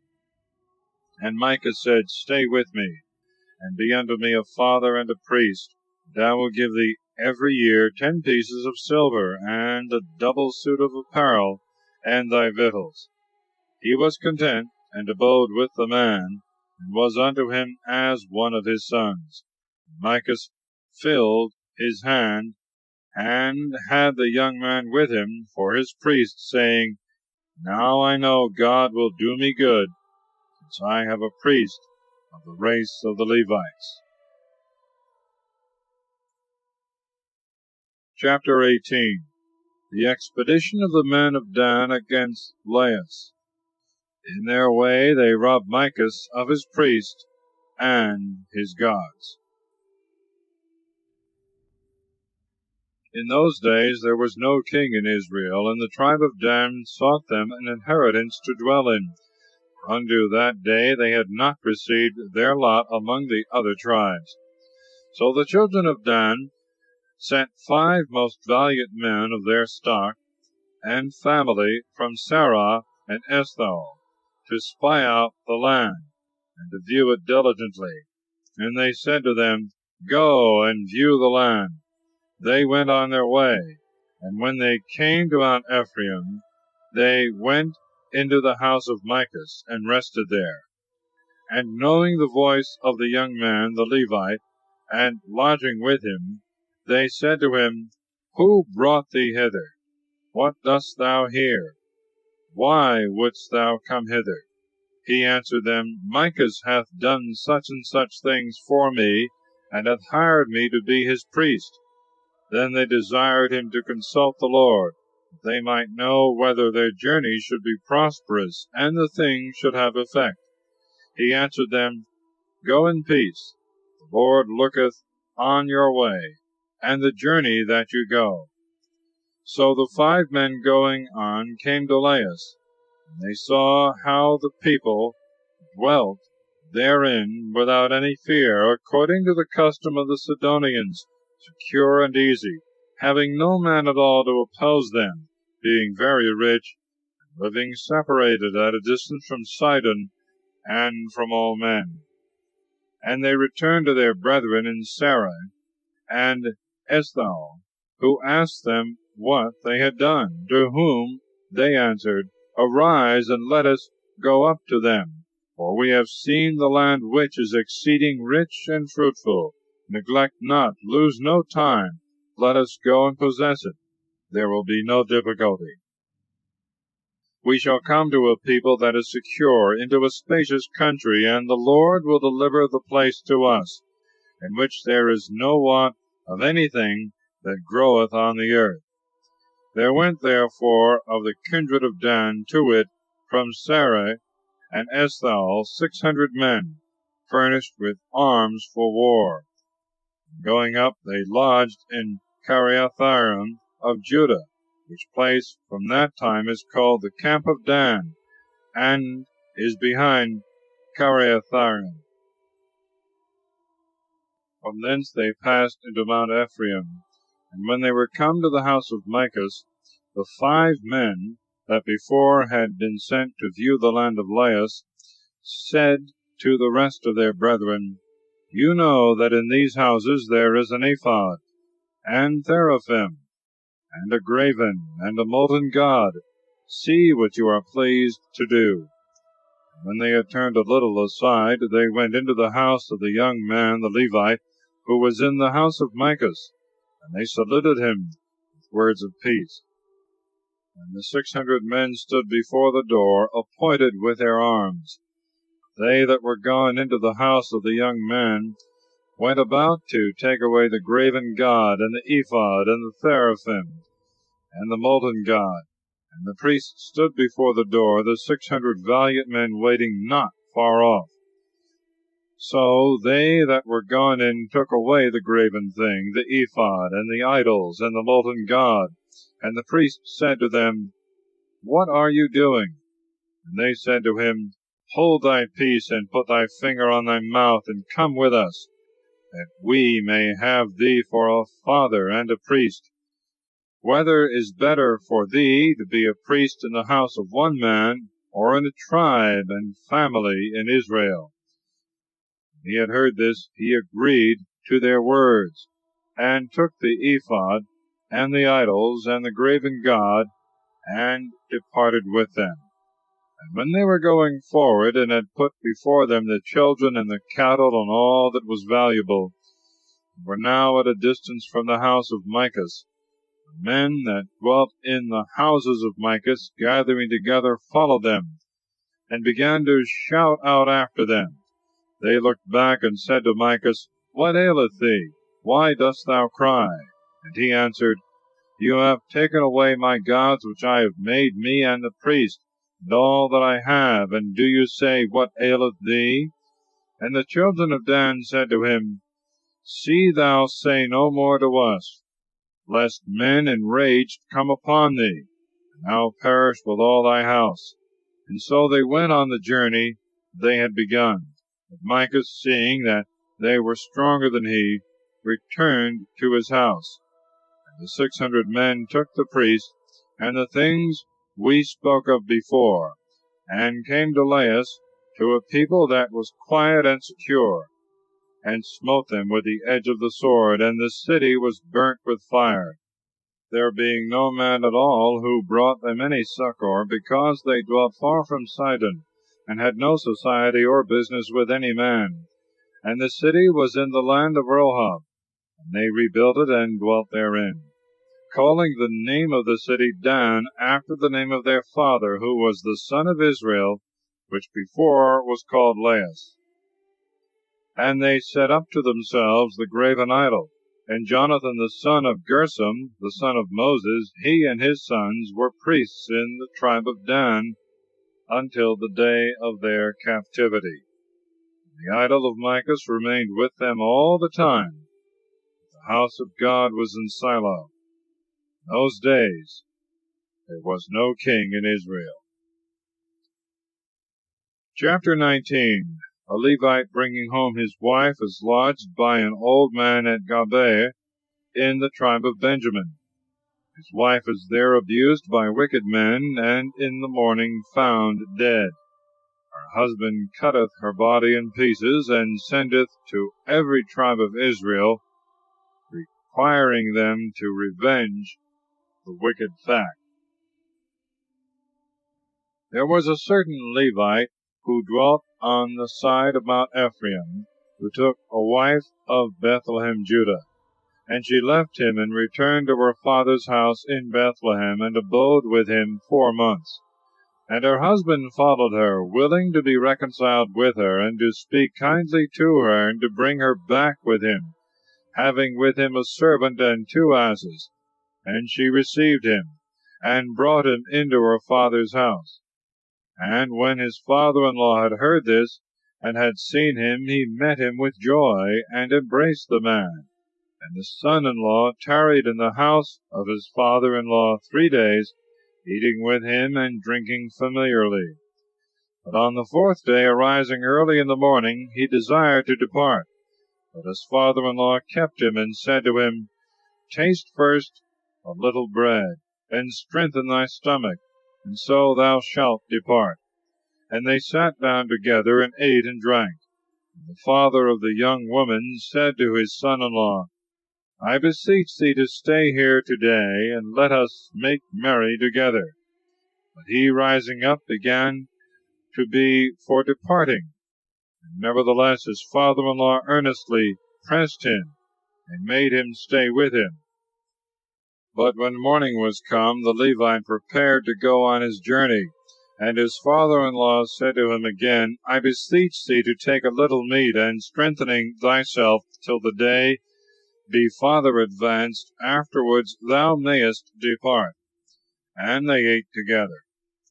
And the young man arose to set forward with his wife and servant. And his father-in-law spoke to him again, Consider that the day is declining, and draweth toward evening. Tarry with me today also, and spend the day in mirth. And tomorrow thou shalt depart, that thou mayest go into thy house. His son-in-law would not consent to his words, but forthwith went forward, and came over against Jebus, which by another name is called Jerusalem, leading with him 2 asses laden, and his concubine. And now they were come near Jebus, and the day was far spent. And the servant said to his master, Come, I beseech thee, let us turn into the city of the Jebusites, and lodge there. His master answered him, I will not go into the town of another nation, who are not of the children of Israel, but I will pass over to Douay. And when I shall come thither, we will lodge there, or at least in the city of Ramah. So they passed by Jebus, and went on their journey, and the sun went down upon them when they were by Douay, which is in the tribe of Benjamin. And they turned into it, to lodge there. And when they were come in, they sat in the street of the city, for no man would receive them to lodge. And behold, they saw an old man returning out of the field, and from his work in the evening, and he also was of Mount Ephraim, and dwelt as a stranger in Douay. The men of that country were the children of Jemini.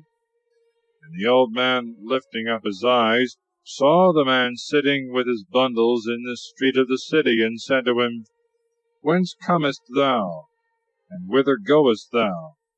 He answered him, We came out from Bethlehem, Judah, and we are going to our home, which is on the side of Mount Ephraim, from whence we went to Bethlehem.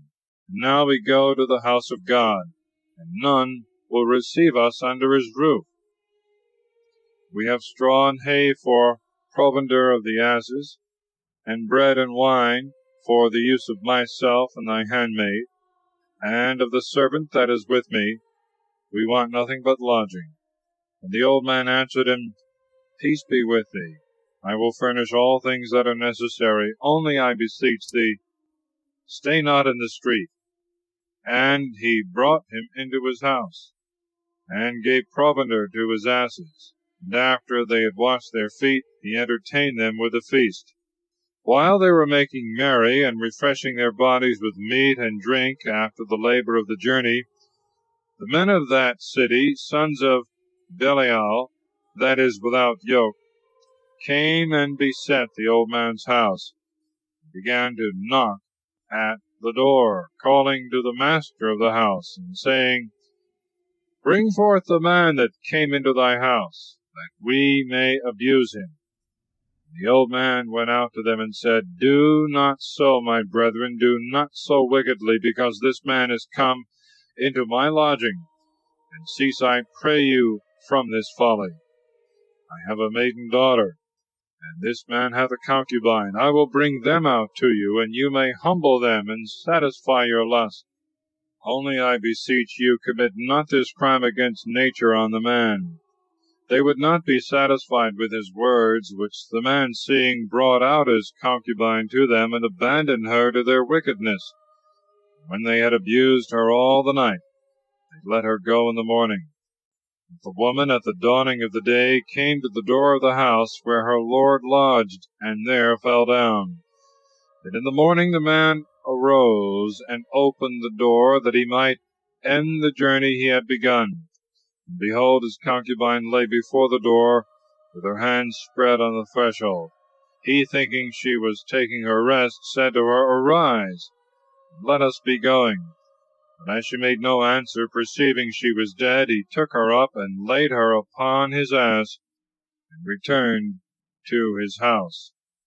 And when he was come home, he took a sword and divided the dead body of his wife with her bones into 12 parts, and sent the pieces into all the borders of Israel. And when every one had seen this, they all cried out, There was never such a thing done in Israel from the day that our fathers came up out of Egypt until this day. Give sentence and decree in common what ought to be done. Chapter 20. The Israelites, warring against Benjamin, are twice defeated. But in the third battle the Benjamites are all slain, saving 600 men.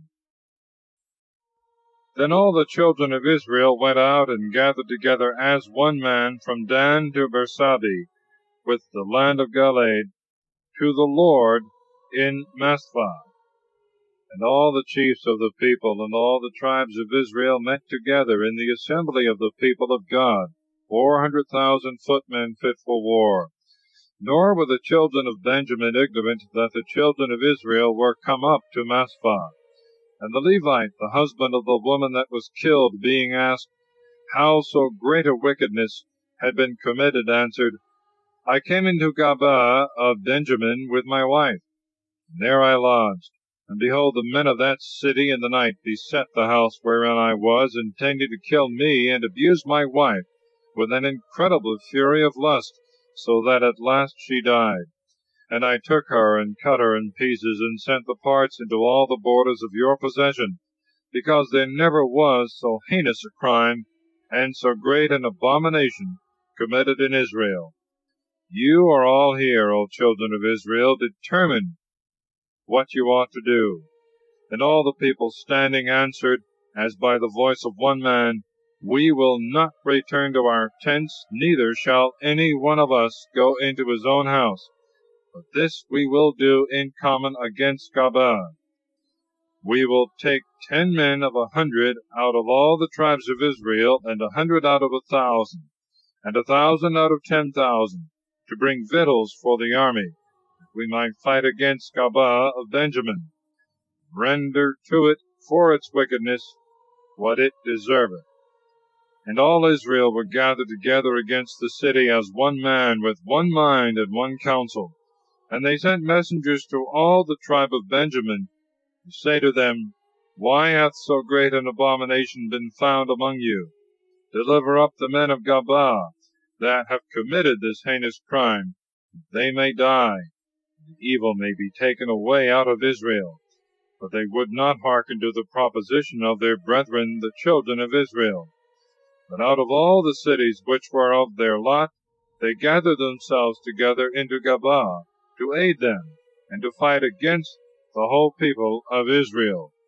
And there were found of Benjamin 25,000 men that drew the sword, besides the inhabitants of Gabaa, who were 700 most valiant men, fighting with the left hand as well as with the right, and slinging stones so sure that they could hit even a hair, and not miss by the stones going on either side. Of the men of Israel also, beside the children of Benjamin, were found 400,000 that drew swords, and were prepared to fight. And they arose and came to the house of God, that is, to Shiloh, and they consulted God, and said, Who shall be in our army the first to go to the battle against the children of Benjamin? And the Lord answered them, Let Judah be your leader. And forthwith the children of Israel, rising in the morning, camped by Gabaa. Going out from thence to fight against Benjamin, began to assault the city. And the children of Benjamin, coming out of Gabaa, slew of the children of Israel that day 22,000 men. And Israel, trusting in their strength and their number, set their army in array in the same place where they had fought before.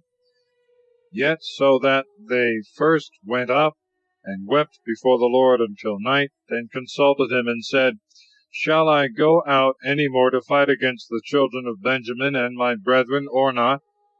And he answered them, Go up against them, and join battle.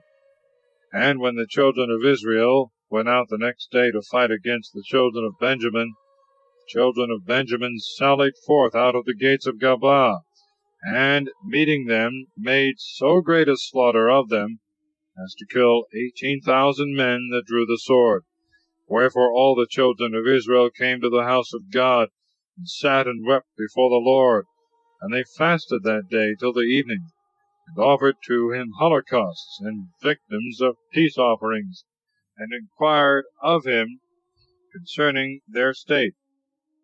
At that time the ark of the covenant of the Lord was there, and Phinehas the son of Eleazar, the son of Aaron, was over the house. So they consulted the Lord, and said, Shall we go out any more to fight against the children of Benjamin our brethren, or shall we cease? And the Lord said to them, Go up, for tomorrow I will deliver them into your hands. The children of Israel set ambushes round about the city of Gabaa, and they drew up their army against Benjamin the third time, as they had done the first and second. And the children of Benjamin boldly issued out of the city, and seeing their enemies flee, pursued them a long way, so as to wound and kill some of them, as they had done the first and second day, whilst they fled by two highways, whereof one goeth up to Bethel, and the other to Gabaa. And they slew about 30 men, for they thought to cut them off, as they did before. But they artfully, feigning a flight, designed to draw them away from the city, and by their seeming to flee to bring them to the highways aforesaid. Then all the children of Israel, rising up out of the places where they were, set their army in battle array in the place which is called Baal-Thamar. The ambushes also, which were about the city, began by little and little to come forth, and to march from the west side of the city. Another 10,000 men chosen out of all Israel attacked the inhabitants of the city. And the battle grew hot against the children of Benjamin, and they understood not that present death threatened them on every side. And the Lord defeated them before the children of Israel, and they slew of them in that day 25,100, all fighting men, and that drew the sword. But the children of Benjamin, when they saw themselves to be too weak, began to flee, which the children of Israel, seeing, gave them place to flee, that they might come to the ambushes that were prepared, when they had set near the city. They that were in ambush arose on a sudden out of their coverts, and whilst Benjamin turned their backs to the slayers, went into the city, and smote it with the edge of the sword. Now the children of Israel had given a sign to them, whom they had laid in ambushes, that after they had taken the city they should make a fire, and by the smoke rising on high they might show that the city was taken. And when the children of Israel saw this in the battle, for the children of Benjamin thought, they fled and pursued them vigorously, killing 30 men of their army, and perceived, as it were, a pillar of smoke rise up from the city. Benjamin, looking back, saw that the city was taken, and that the flames ascended on high. They that before had made as if they fled, turning their faces, stood bravely against them, which the children of Benjamin, seeing, turned their backs, and began to go towards the way of the desert, the enemy pursuing them thither also. They that fired the city came also out to meet them. And so it was, that they were slain on both sides by the enemies, and there was no rest of their men dying. They fell and were beaten down on the east side of the city Gabaa. They that were slain in the same place were 18,000 men, all most valiant soldiers. And when they that remained of Benjamin saw this, they fled into the wilderness, and made towards the rock that is called Rimmon. In that flight, also as they were straggling and going different ways, they slew of them 5,000 men. And as they went farther, they still pursued them, and slew also other 2,000. And so it came to pass that all that were slain of Benjamin in divers places were 25,000 fighting men, most valiant for war. And there remained of all the number of Benjamin only 600 men that were able to escape and flee to the wilderness, and they abode in the rock Rimmon 4 months. But the children of Israel returning put all the remains of the city to the sword, both men and beasts, and all the cities and villages of Benjamin were consumed with devouring flames. Chapter 21. The tribe of Benjamin is saved from being utterly extinct by providing wives for the 600 that remain. Now the children of Israel had also sworn in Mizpah, saying, None of us shall give of his daughters to the children of Benjamin to wife. And they all came to the house of God in Shiloh, and abiding before him till the evening, lifted up their voices, and began to lament and weep, saying, O Lord God of Israel, why is so great an evil come to pass in thy people, that this day one tribe should be taken away from among us? Rising early the next day, they built an altar, and offered their holocausts and victims of peace. And they said, Who is there among all the tribes of Israel that came not up with the army of the Lord? For they had bound themselves with a great oath, when they were in Mizpah, that whosoever were wanting should be slain.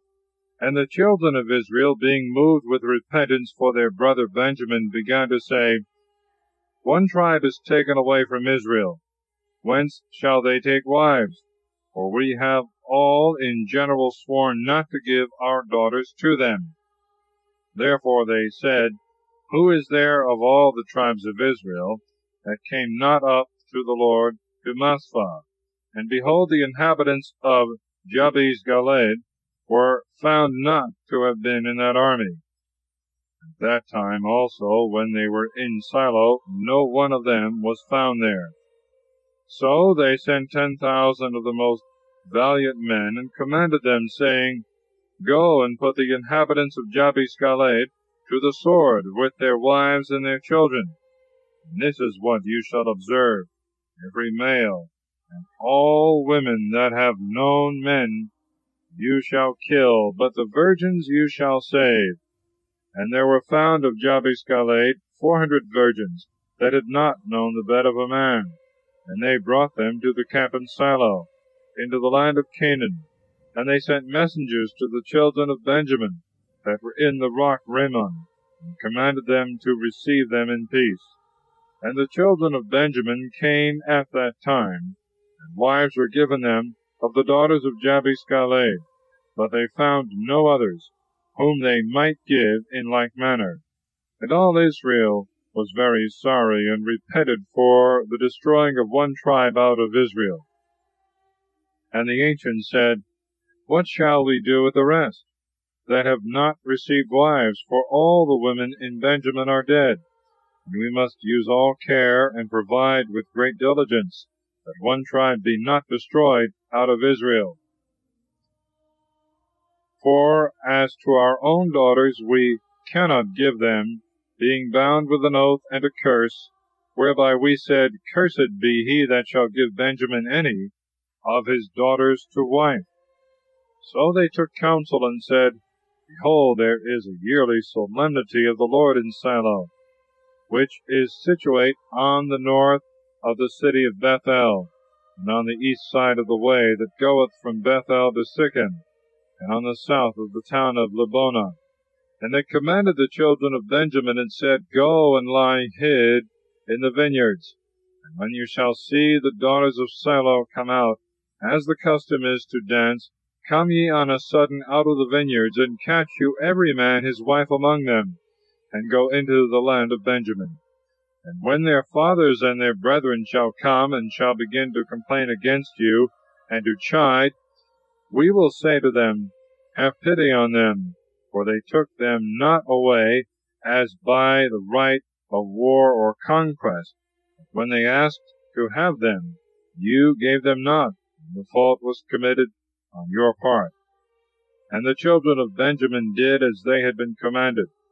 According to their number, they carried off for themselves every man his wife of them that were dancing. And they went into their possession, and built up their cities, and dwelt in them. The children of Israel also returned by their tribes and families to their dwellings. In those days there was no king in Israel. Every one did that which seemed right to himself. Thus ends the book of Judges.